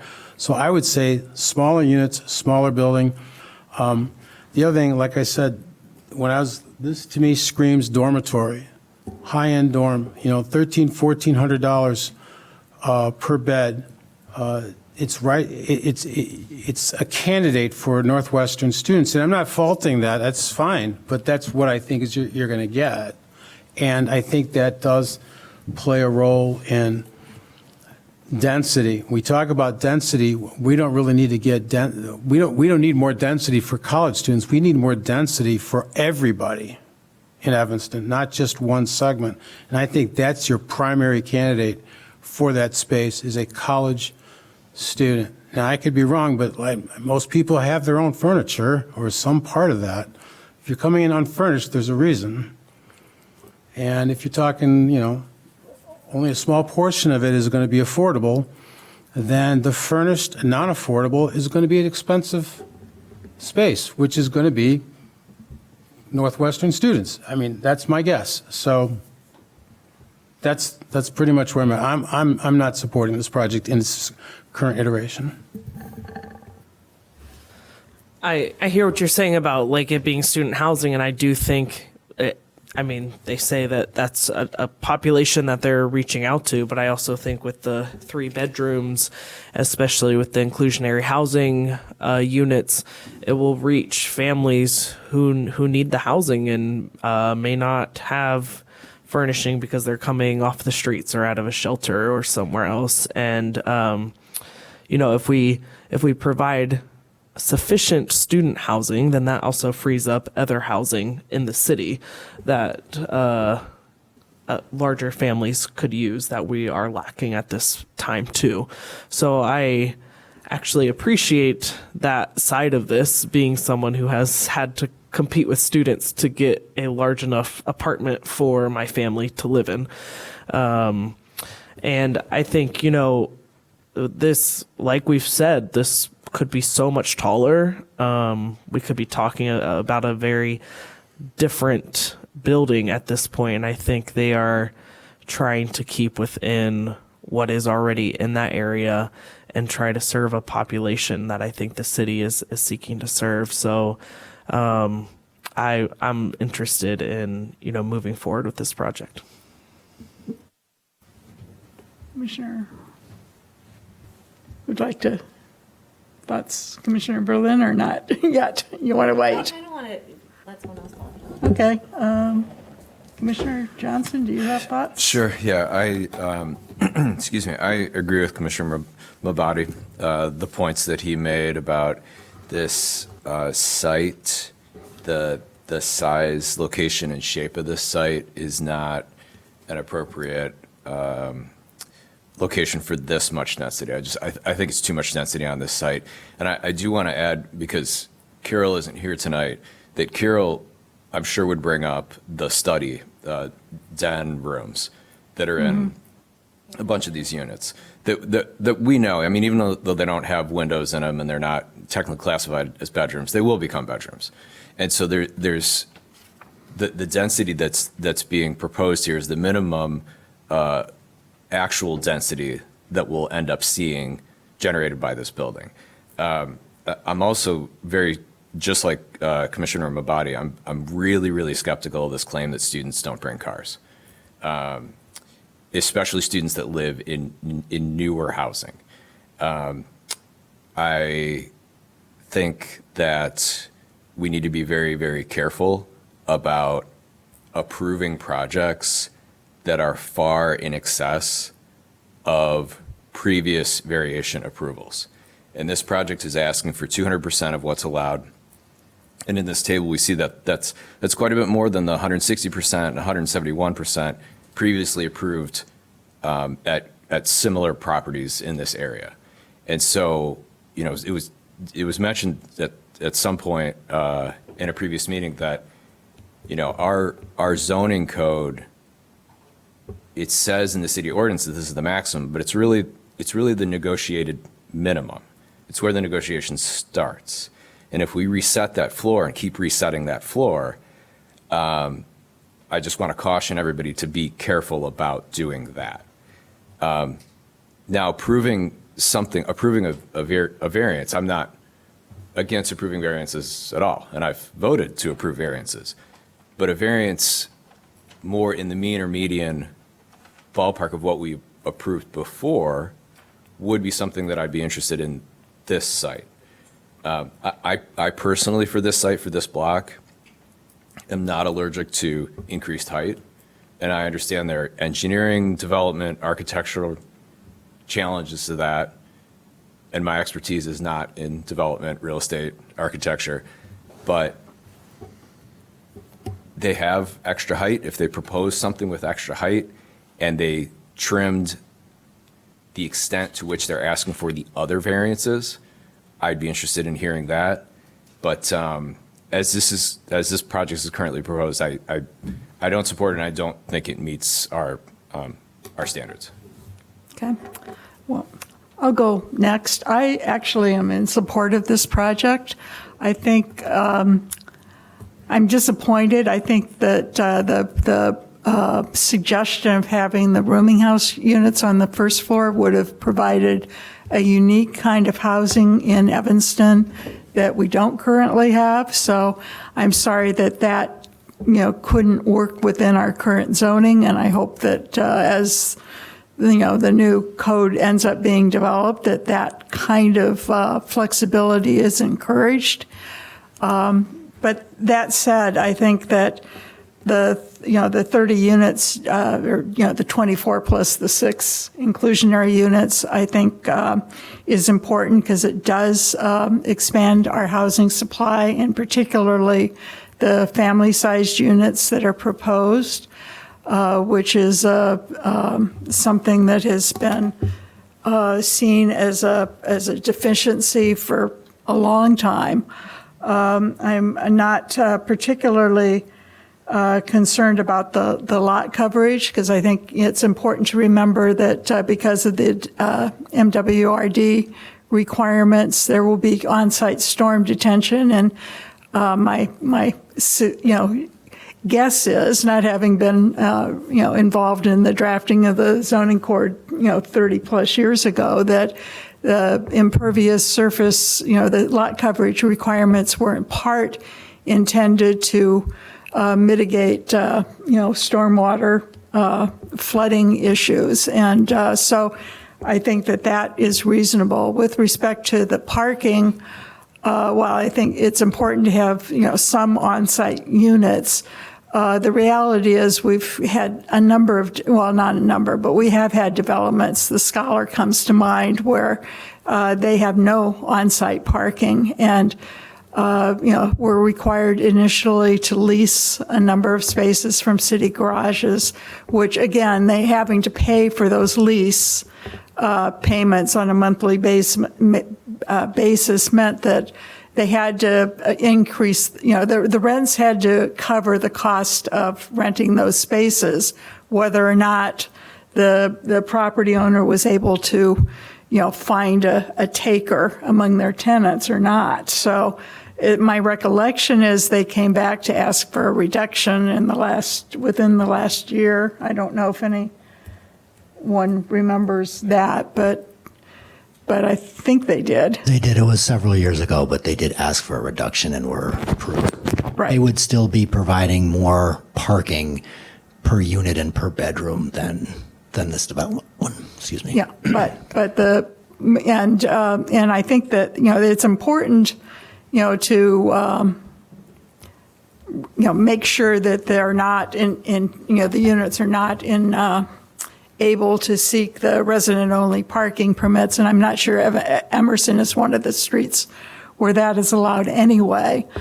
But, that's kind of been an ongoing issue, and that's been kind of standard practice with respect to conditions.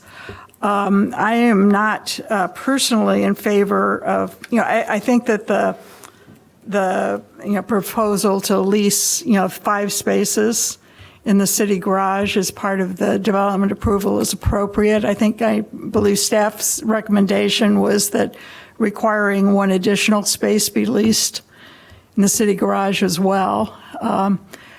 I think that requiring that, the spaces are available, for a tenant who has a car to lease in the vicinity on their own.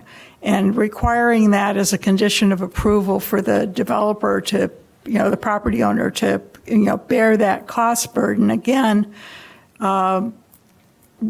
it means that that's a development cost. It's got to be passed on in the form of, additional rent, maybe nominal in the case of 30 units, but it still is an increase in costs, which, given the city's other cost requirements for any development, does push up the development costs and makes it harder to build,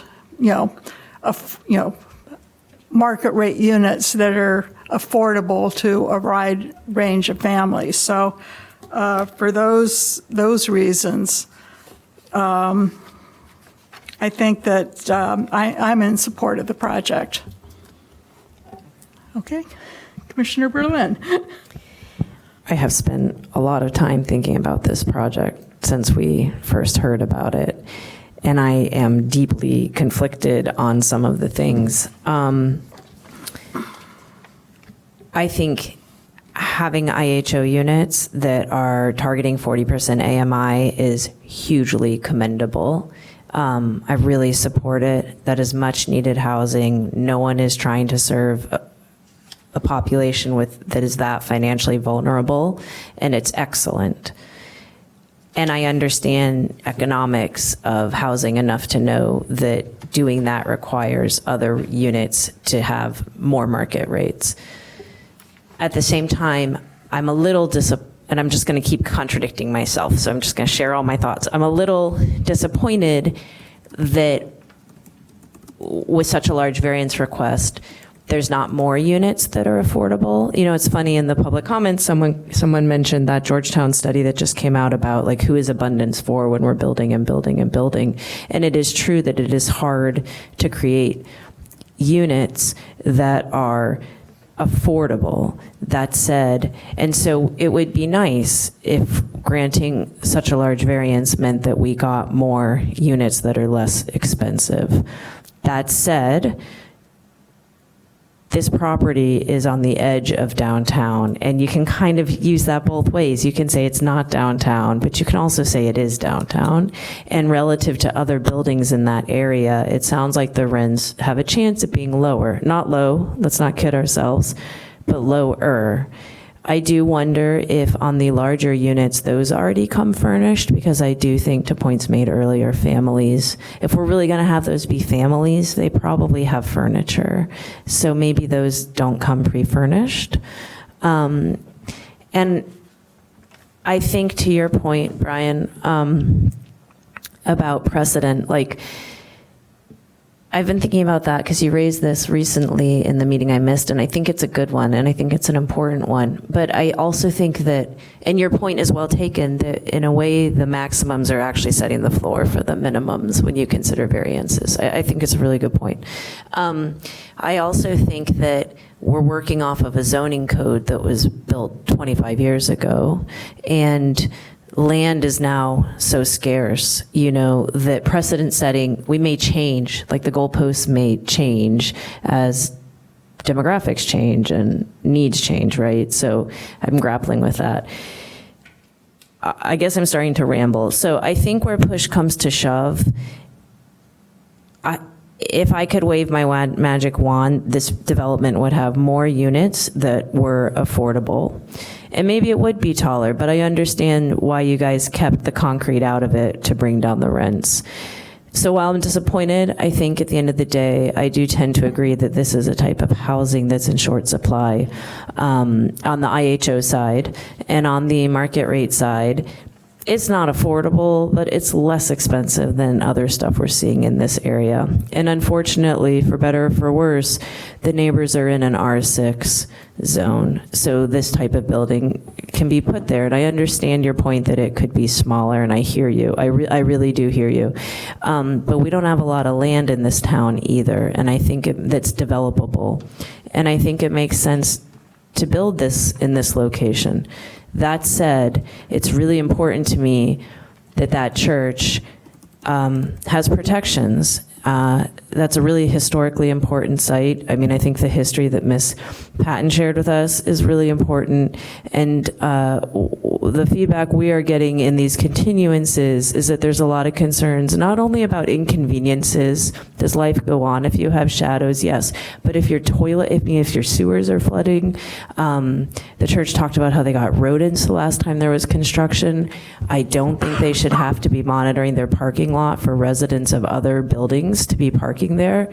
So I would like there to be some protections in place for them. I'd like to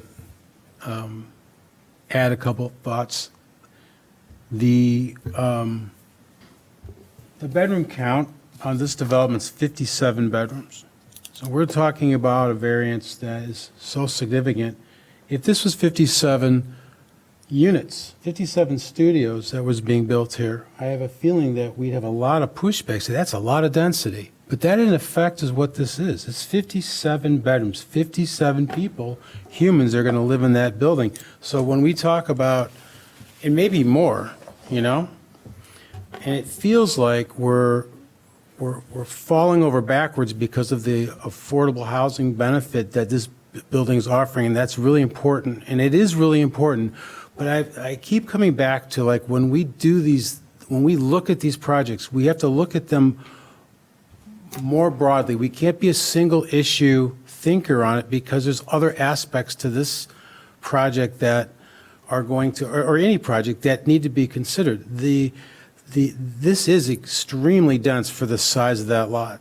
And I'm with you about the precedent setting, and I think that we can ignore the parking, but at the same time, can we? I mean, are we going to ignore the parking and just say it doesn't matter because the state of Illinois is saying it doesn't matter, when in fact it really does matter? And if we're going to be adding units to a site, how do we not think of that? And how do we not think about the impact of our neighbors on that development? Now, I agree it's zoned R6, but this is R6 on steroids. This isn't just R6. This is R6 and then a whole bunch more. And so it's not necessarily fair to say, well, sorry, you live in R6, so you have to deal with the consequence of that, and then turn around and say, well, here's double R6 because we can do that through this process.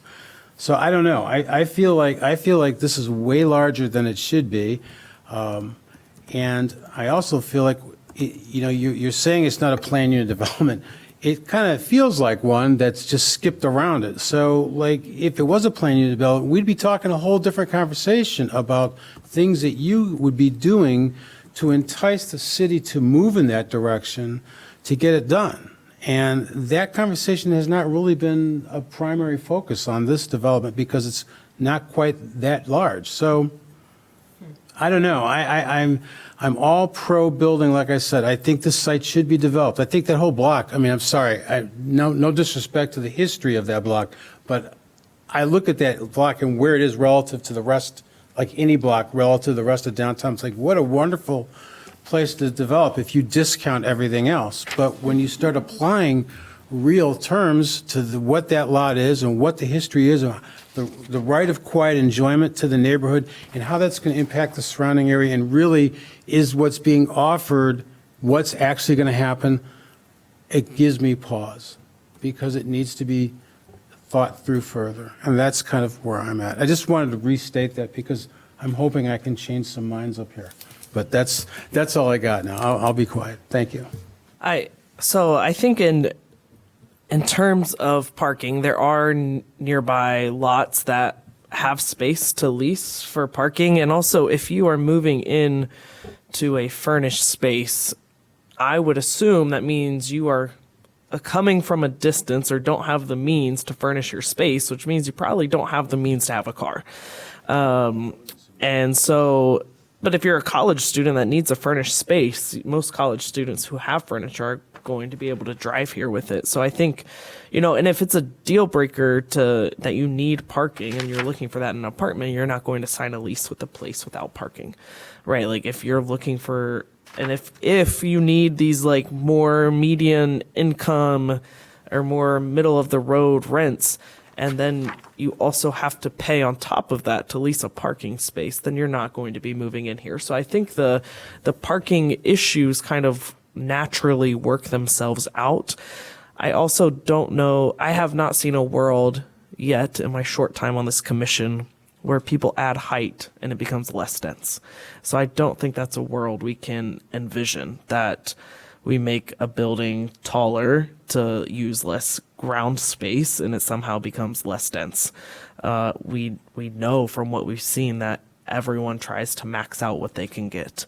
And then I also think, aren't there restrictions on leases about who can live in a building? I don't think they can just pack bedrooms. Like we're saying, it could be more than 57 people, or there could be people sleeping in rooms that are not bedrooms. I think that's an enforcement of the building, the enforcement of what the building will have to do, and leases require you to say who lives there, and if that's not being followed, then that is something the building has to enforce and follow.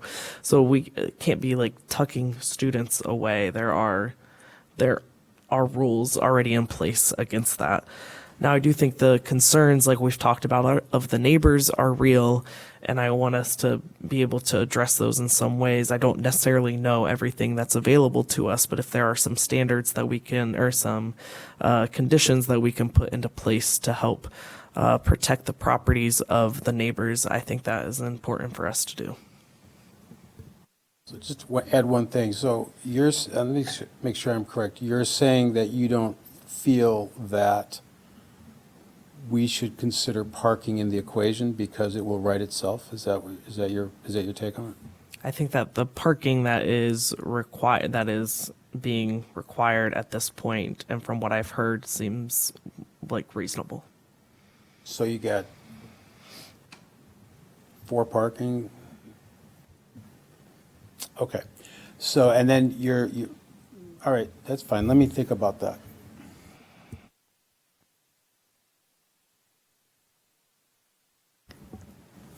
Anyone else? I would also note that the applicant has proposed, in addition to the 4 on-site parking places, the applicant has proposed leasing 5 spaces within the adjacent lot, somewhere in the vicinity, for a total of 9 spaces.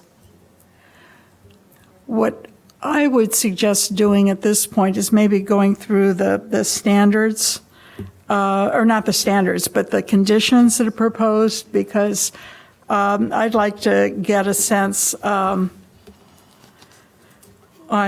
whether or not some of the items, whether or not the conditions proposed address all of the concerns. I do have, some concerns about, the neighborhood impact, because as has been noted, a lot of the impacts are currently caused by existing residents in neighboring buildings and not necessarily this proposed development. So I think we have to be, I don't think we can solve the neighborhood issues that have been, present in that area for a very long time, in terms of students not necessarily being used to being the kind of neighbors that most of us expect in our own neighborhoods. And that's been an ongoing challenge. And I know that, the university and the city and neighbors have been trying to work on that for many years, with some success and with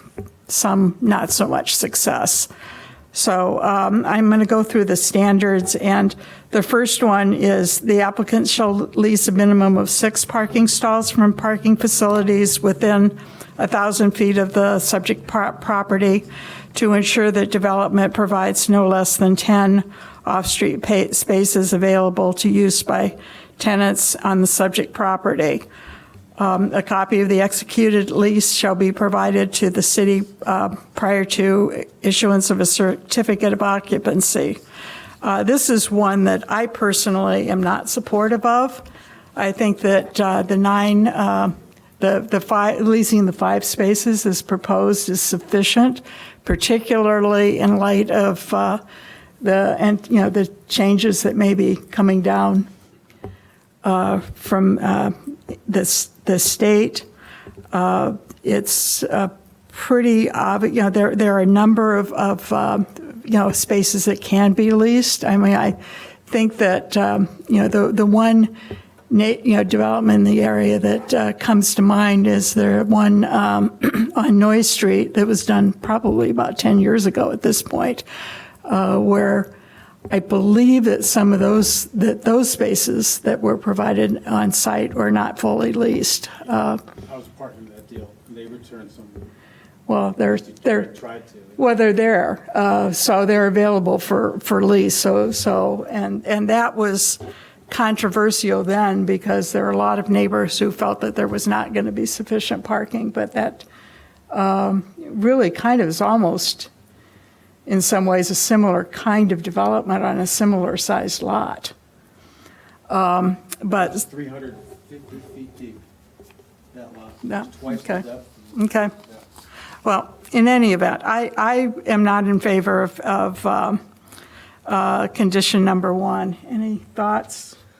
But they could be returned, is what we're saying, if they're Well, found but- not necessary. Yeah, but that involves going through another zoning application process. I'm just saying that it seems to me that the requiring an additional parking spot is not necessary. I would like it at a minimum. I'm not saying this is a perfect solution, but at a minimum, in the event there are people parking in places they shouldn't, I want the neighbors to be able to say, look, we know that these spots are leased at the deck or someplace else, and you need to move your car. That's why they were leased for you. I feel like it at least So helps. you're. So I would like to keep that condition. Okay, others? I think I would too, just because parking is one of the concerns, and if we can at least see how it goes, I would like to keep that there. Yeah, excuse me, I support this condition. Okay, then I'm in the minority, so that condition will stand. Number 2, residential tenants of the subject property shall be prohibited from obtaining on-street residential parking passes for street parking in the vicinity of the subject property. I think we're all in agreement with that. All right, number 3, the site plan shall be modified so as not to exceed the maximum impervious surface coverage of 80% as allowed by code. Future increases to impervious surface coverage shall be permitted, subject to compliance with the regulations in effect at the time of any proposed increase. Number 4, if the proposed transformer is required, the applicant shall explore further reduction of the payment to the north of the transformer to increase green space and discourage the use of this area for non-conforming parking that would encroach into the alley. Should the transformer not be required, the applicant shall explore elimination of the paved area to the east of the easternmost parking space to enhance green space and potential preservation of the 60-inch cottonwood tree on the abutting property to the east. Okay? I have a question about this. Yes. This might be more for you guys. Can we remove explore and just say do these things? Because we're already hearing that there's this risk that the alley is narrow, that there's going to be parking in weird places. Like, rather than say, just think about it, can we just say, do it? Sure, you could. I would caution that if the transformer is required and then they need more than the 2 dumpsters that they have within the building, they would need a space, and they'll also need a space to the north of the transformer to store the dumpsters on pickup day. So while they could maybe remove some of that, I wouldn't want to require it because it could, or I wouldn't recommend requiring it because it could impact some of the operations. They should explore whether that's viable, but again, I don't know if I would recommend requiring it. Okay. All right. Number 5, the front yard improvements, e.g. landscaping, location of service walk leading from the public sidewalk to the recessed front entryway and bike parking area shall be installed in substantial compliance with the landscape plan prepared by Kettle Camp and Kettle Camp dated February 2026. Number 6, if trash receptacles are permanently stored on the exterior of the subject property, a fenced enclosure or comparable equivalent screening shall be installed for their storage. Number 7, prior to any trimming of the trees that encroach on the subject property and are located on the abutting property to the east, the applicant shall undertake best efforts to coordinate with the abutting property owner prior to any tree trimming. Number 8, pursuant to Section 5-7 of the Evanston City Code, the proposed development is a covered development, and the applicant shall comply with the inclusionary housing ordinance. In particular, the subject property shall be operated in substantial compliance with the following: A, inclusionary housing application deemed compliant on February 6, 2026, and is subject to the inclusionary housing ordinance effective on that date. The applicant proposes 3 on-site inclusionary housing units. B, modifications. The applicant may comply with the inclusionary housing ordinance in another manner than above if an updated inclusionary housing application is submitted and deemed compliant. Modifications to overall project plans may require the applicant to resubmit an updated inclusionary housing application. 9, the applicant shall sign and agree to a construction management plan with the City of Evanston prior to issuance of a building permit. The CMP, which is construction management plan, shall include but is not limited to the following: construction phasing and staging plans, construction hours, site access, including traffic and pedestrian safety plans, contractor parking, damage control, and vibration monitoring if warranted, construction exhibits, and project communication signage. And this is kind of intended to include address many of the church's concerns.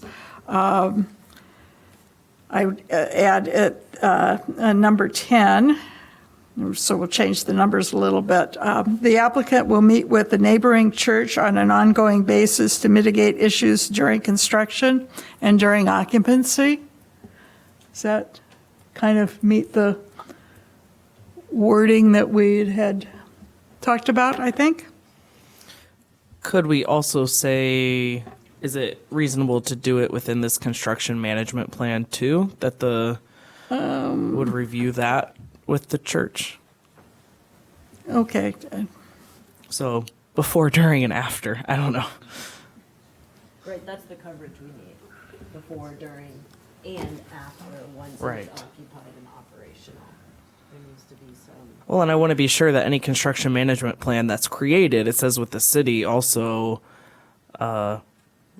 covers what the church is concerned about as well. So ongoing basis to mitigate issues related to the construction management plan? Well, I don't know how to, maybe people can help with the language, because I don't want to create a situation where anything that any neighbor says means that the developer is completely at, stop everything, right? Like, we have to have some balance here, but I would like to see a mechanism, like in the past we heard there have been vibrations, which I can imagine in an old building like that is a real risk, right? And what if there's a funeral? Like, you can, like, this is a living community, right? So I'm just trying to think through, how do we make sure there are adequate, real protections before construction, during construction, and once the building is operational, if this building gets built this way or anyway. How is this typically addressed? Because this isn't the first building that's been built. I mean, you got buildings going all the time, and neighbors being tampered with as a result. So how do we do this? But we know it didn't go well last time or previously.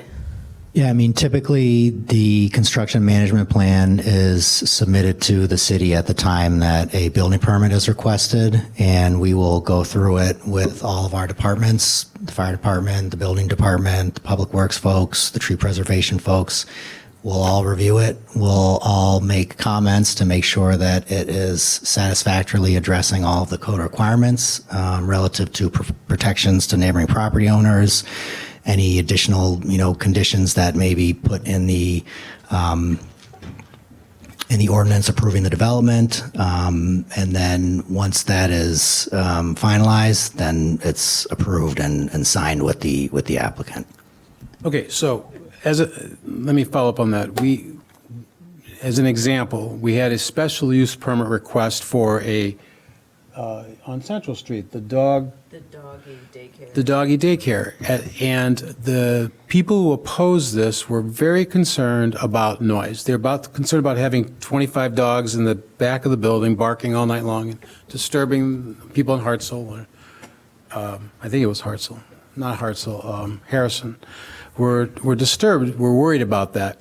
So the question was asked, what was the recourse? There's a plan, there's a construction plan, a sound design plan. All this is great. We have all these plans. And the recourse for that was, if this is a problem, that special use permit could be yanked, that they can't operate their business there. That's what we were told.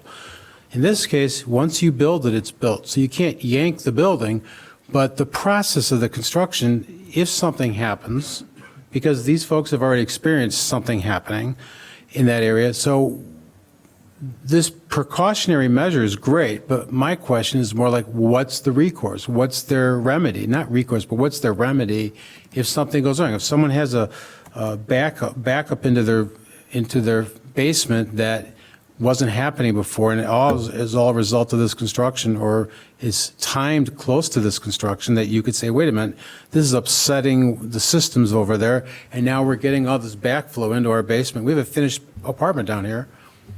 What's their recourse? What do they do?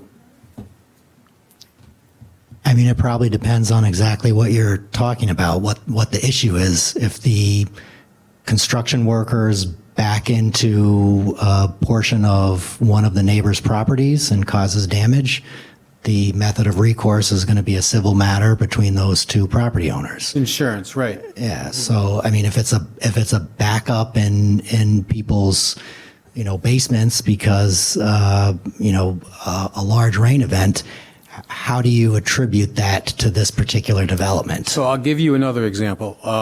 Ryan Field. When Ryan Field was taken down, we have friends who live around there. They experienced a huge jump in rat infestation because the rats came out to play once the top of their house was taken away. So I'm asking you guys, what does this citizen have in the way of recourse to mitigate this situation? And it's going to depend on the situation. I know. The rats, I would say, call the city, and then we could send our health department out, and they could, address it that way. So. Okay. So to follow up on this, let's say, and no offense to Ms. Payton, but for the purposes of simplicity, let's say there's actually three parties that this and as it's written, this agreement involves two parties, as I see it, right? The developer drafts the plan, submits it to the city, and the city approves it.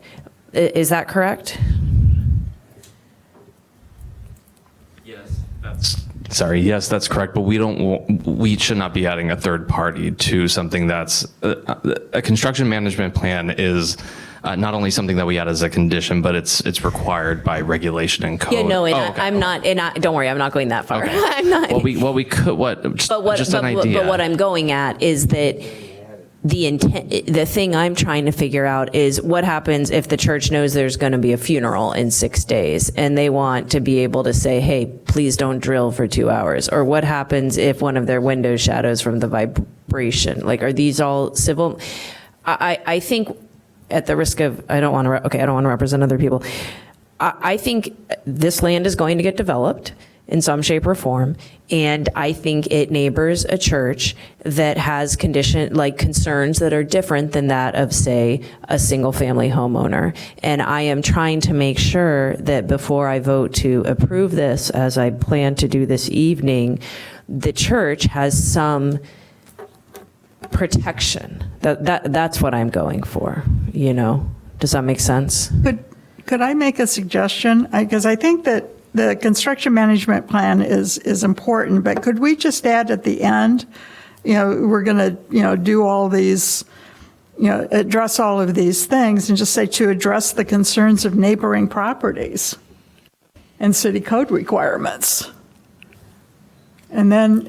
I mean, I defer to this. I don't want to put the city in a position where we're asking for something that's not enforceable or not legal. I want something that's viable.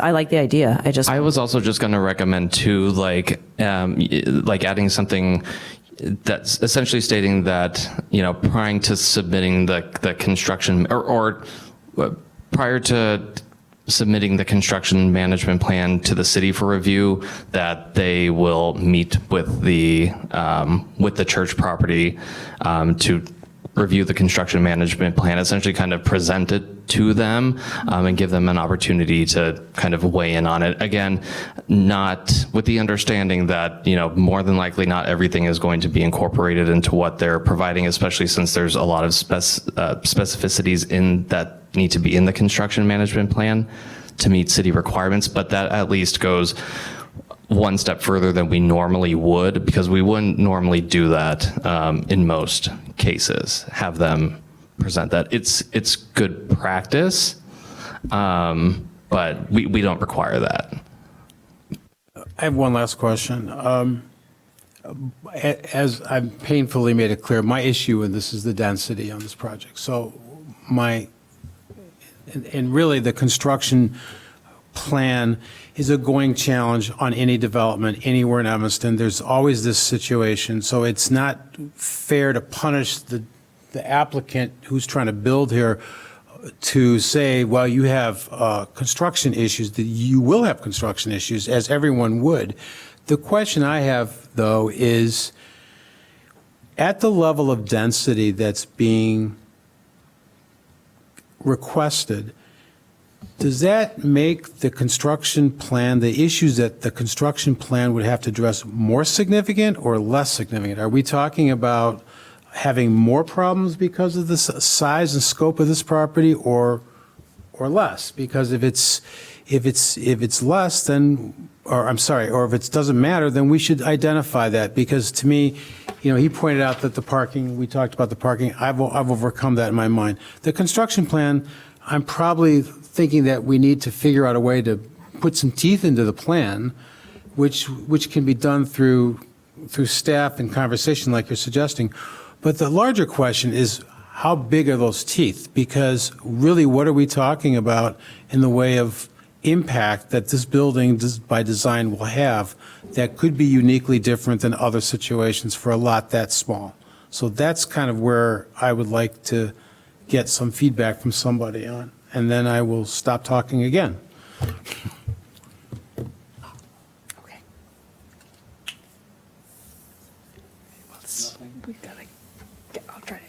Okay. Yeah. But I don't know if I can answer your question. I mean, when I hear density, I think number of units. I think the number of units is not really playing into the construction here. I think it's the size of the building and the overall activities that are going to occur on the site, which I think is what you're saying. So, I mean, it's all linked together. The density is linked to the site plan, which is linked to, the building size. So, Do you need a bit more water retention issues on a larger building? the building wouldn't necessarily impact the water retention. It would be the coverage of the site, the impervious coverage on the site. But you also have the stormwater, management system that's required. So a lot of the stormwater should be addressed through the on-site stormwater management. I'm going to try to move this along and. I can stay till 10:15. Okay. And suggest that at the end of 9, we add the following. So we're doing all these things to address concerns of neighboring properties and city code requirements.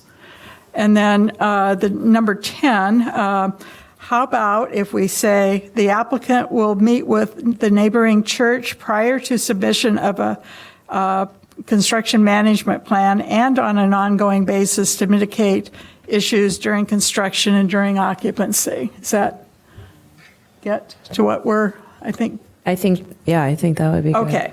All right. Moving right along. Then number 10 becomes number 11. The applicant shall construct the associated improvements on the subject property in substantial compliance to the application materials, the terms of any such approval ordinance, and all applicable city code requirements in the applicant's testimony and representations to the Land Use Commission, the P&D Committee, and City Council. And then number 12 becomes the applicant shall record any ordinance authorizing major variations with the Cook County Clerk and provide to the city a copy of the recorded ordinance prior to permit issuance for the proposed development. Does that cover? I think that pretty much covers all the conditions. Does anybody have anything else they need to add? And I believe the applicant indicated that they had reviewed the conditions proposed and they were acceptable. Okay. All right. Moving right along, we go to the standards for approval. All right. And there are 7 of them. First of all, the project will not have a substantial adverse impact on the use, enjoyment, or property values of adjoining property. The proposed development is permitted use in the underlying district, is compatible with the comprehensive plan, and while it is denser than what it currently exists, it acts as a transition between the higher density developments to the south and lower density developments to the north.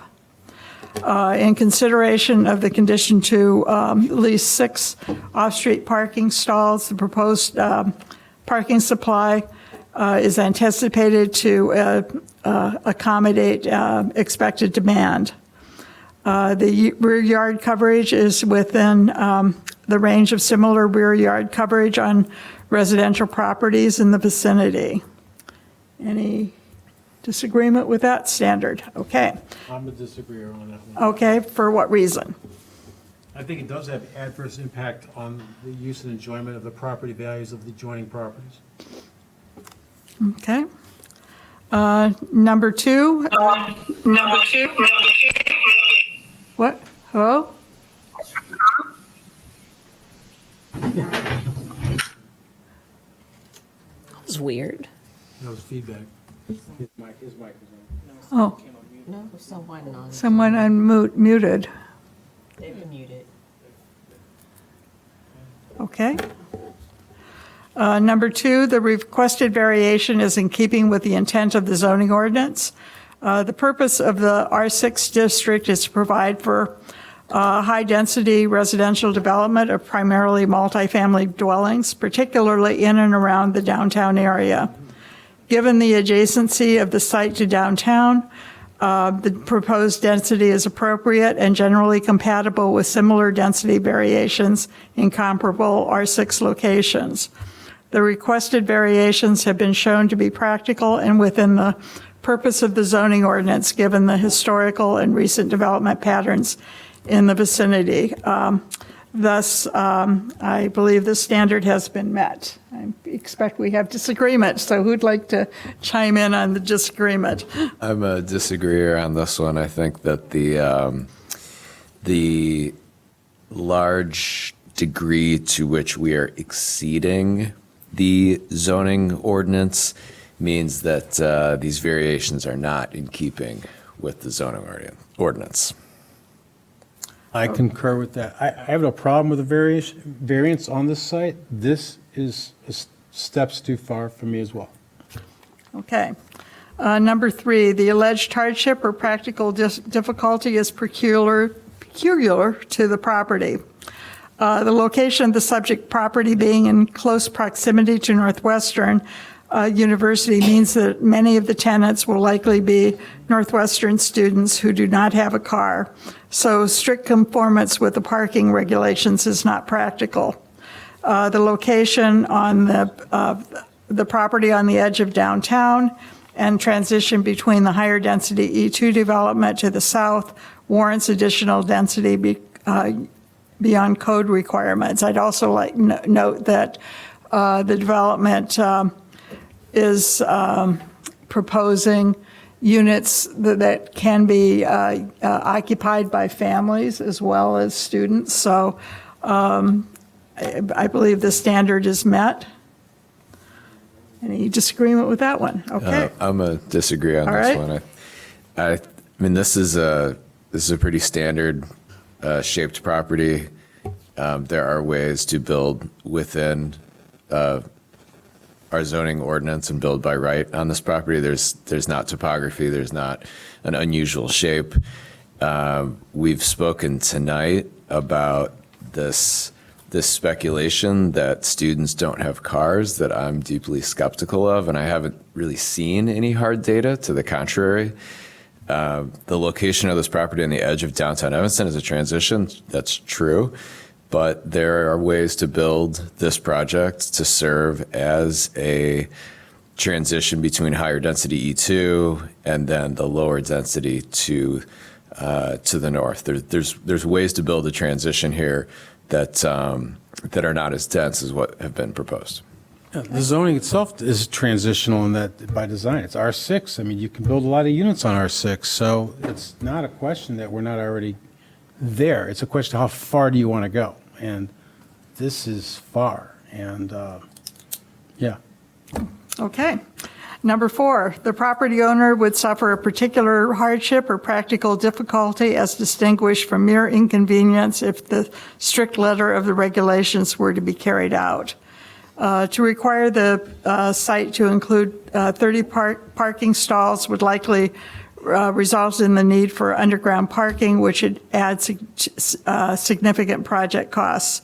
Alternatively, the development could provide a larger surface lot, which would decrease the building footprint but require additional floors, resulting in significant structural costs and a less compatible height compared to the existing structures to the north, east, and west.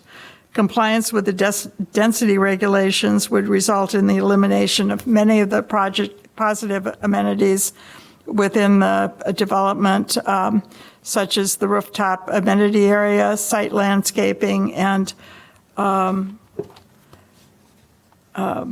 provision really of the affordable units.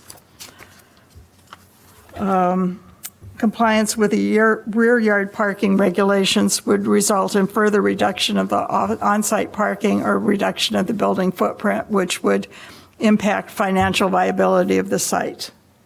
Do we have another disagreement? Okay. I'm going to disagree with this one because basically the first sentence or two of this argues that in order to comply with our zoning ordinance, it adds cost to the project. And to me, that's not a particular hardship or practical difficulty. That's just the law. To include the parking stalls, to build the building the shape and size that it's supposed to be, yes, adds cost. But I don't think that's a particular hardship here. Okay.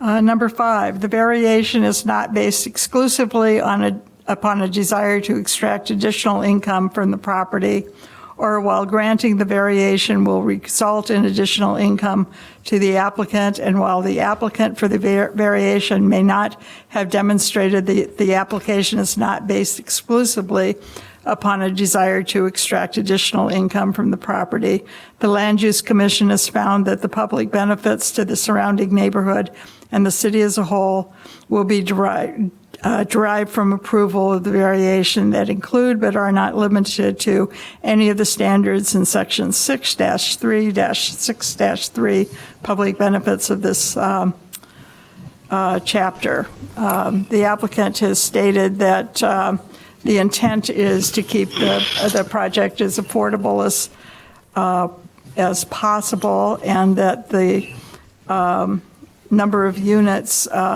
proposed are necessary to maintain the project, the financial viability of the project. We have, okay, agreement on that one. Number 6, does not have a hardship or practical difficulty that was created by any person having an interest in the property. The requested density and parking variations, along with the rear yard coverage variation, are areas of the code that do not align with the historical development in the vicinity and recent comparable development approved in similar R6 locations. The current code allowances do not take into consideration the additional development costs required by amendments to city codes, policies, and goals. The analysis of the existing zoning code to align it with current and desired future uses is going to begin later this year. So we're in part in a transition period where we don't yet know what the ultimate requirements will be moving forward. Number 7, the requested variation requires the least deviation from the applicable regulation among the feasible options identified before the Land Use Commission issues its decision or recommendation to City Council regarding said variation. The proposed building is not out of scale when taking into account its transitional location and recent comparable R6 developments. In consideration to the condition of approval to increase the number of leased off-street parking stalls, the development will generally align with the expected parking demand and parking ratios at similar developments in Evanston. The extent of the rear yard parking variation is less than existing rear yard coverage on adjacent residential properties in the area. Okay, any disagreement on that one? In that case, I'm ready for a motion. Do you want it in the affirmative? Like Yes, Max? please. Okay. I move that we vote. That we recommend approval. Sorry. I'm just pulling up the case number. Someone else should go if they know the case number. Here, I can hand it to you. You got it? Oh, you got it. I move to recommend approval of 1103-1105 Emerson Street, major variations case number 25ZMJV-0053. With the set of conditions included in our packet and the edits made by Chair Lindwald. Second. Okay, will you please call the roll, I think? Okay. Commissioner Berlin, Yes. Commissioner Harris-Furry, Yes. Commissioner Johnson, No. Commissioner Linwall, Yes. Commissioner Mabadi, No. Okay, with 3 in favor and 2 against, the project will move on to City Council. And I guess that concludes this public hearing. And just one small announcement, we will not have a land use commission hearing on April 8th. So the next one will be on April 22nd. Okay. And, Yeah, and we need to do general public comment too. yes, I was going to ask if there's general public comment. Yeah, I don't know if there's anybody online who wanted to speak. Anybody else?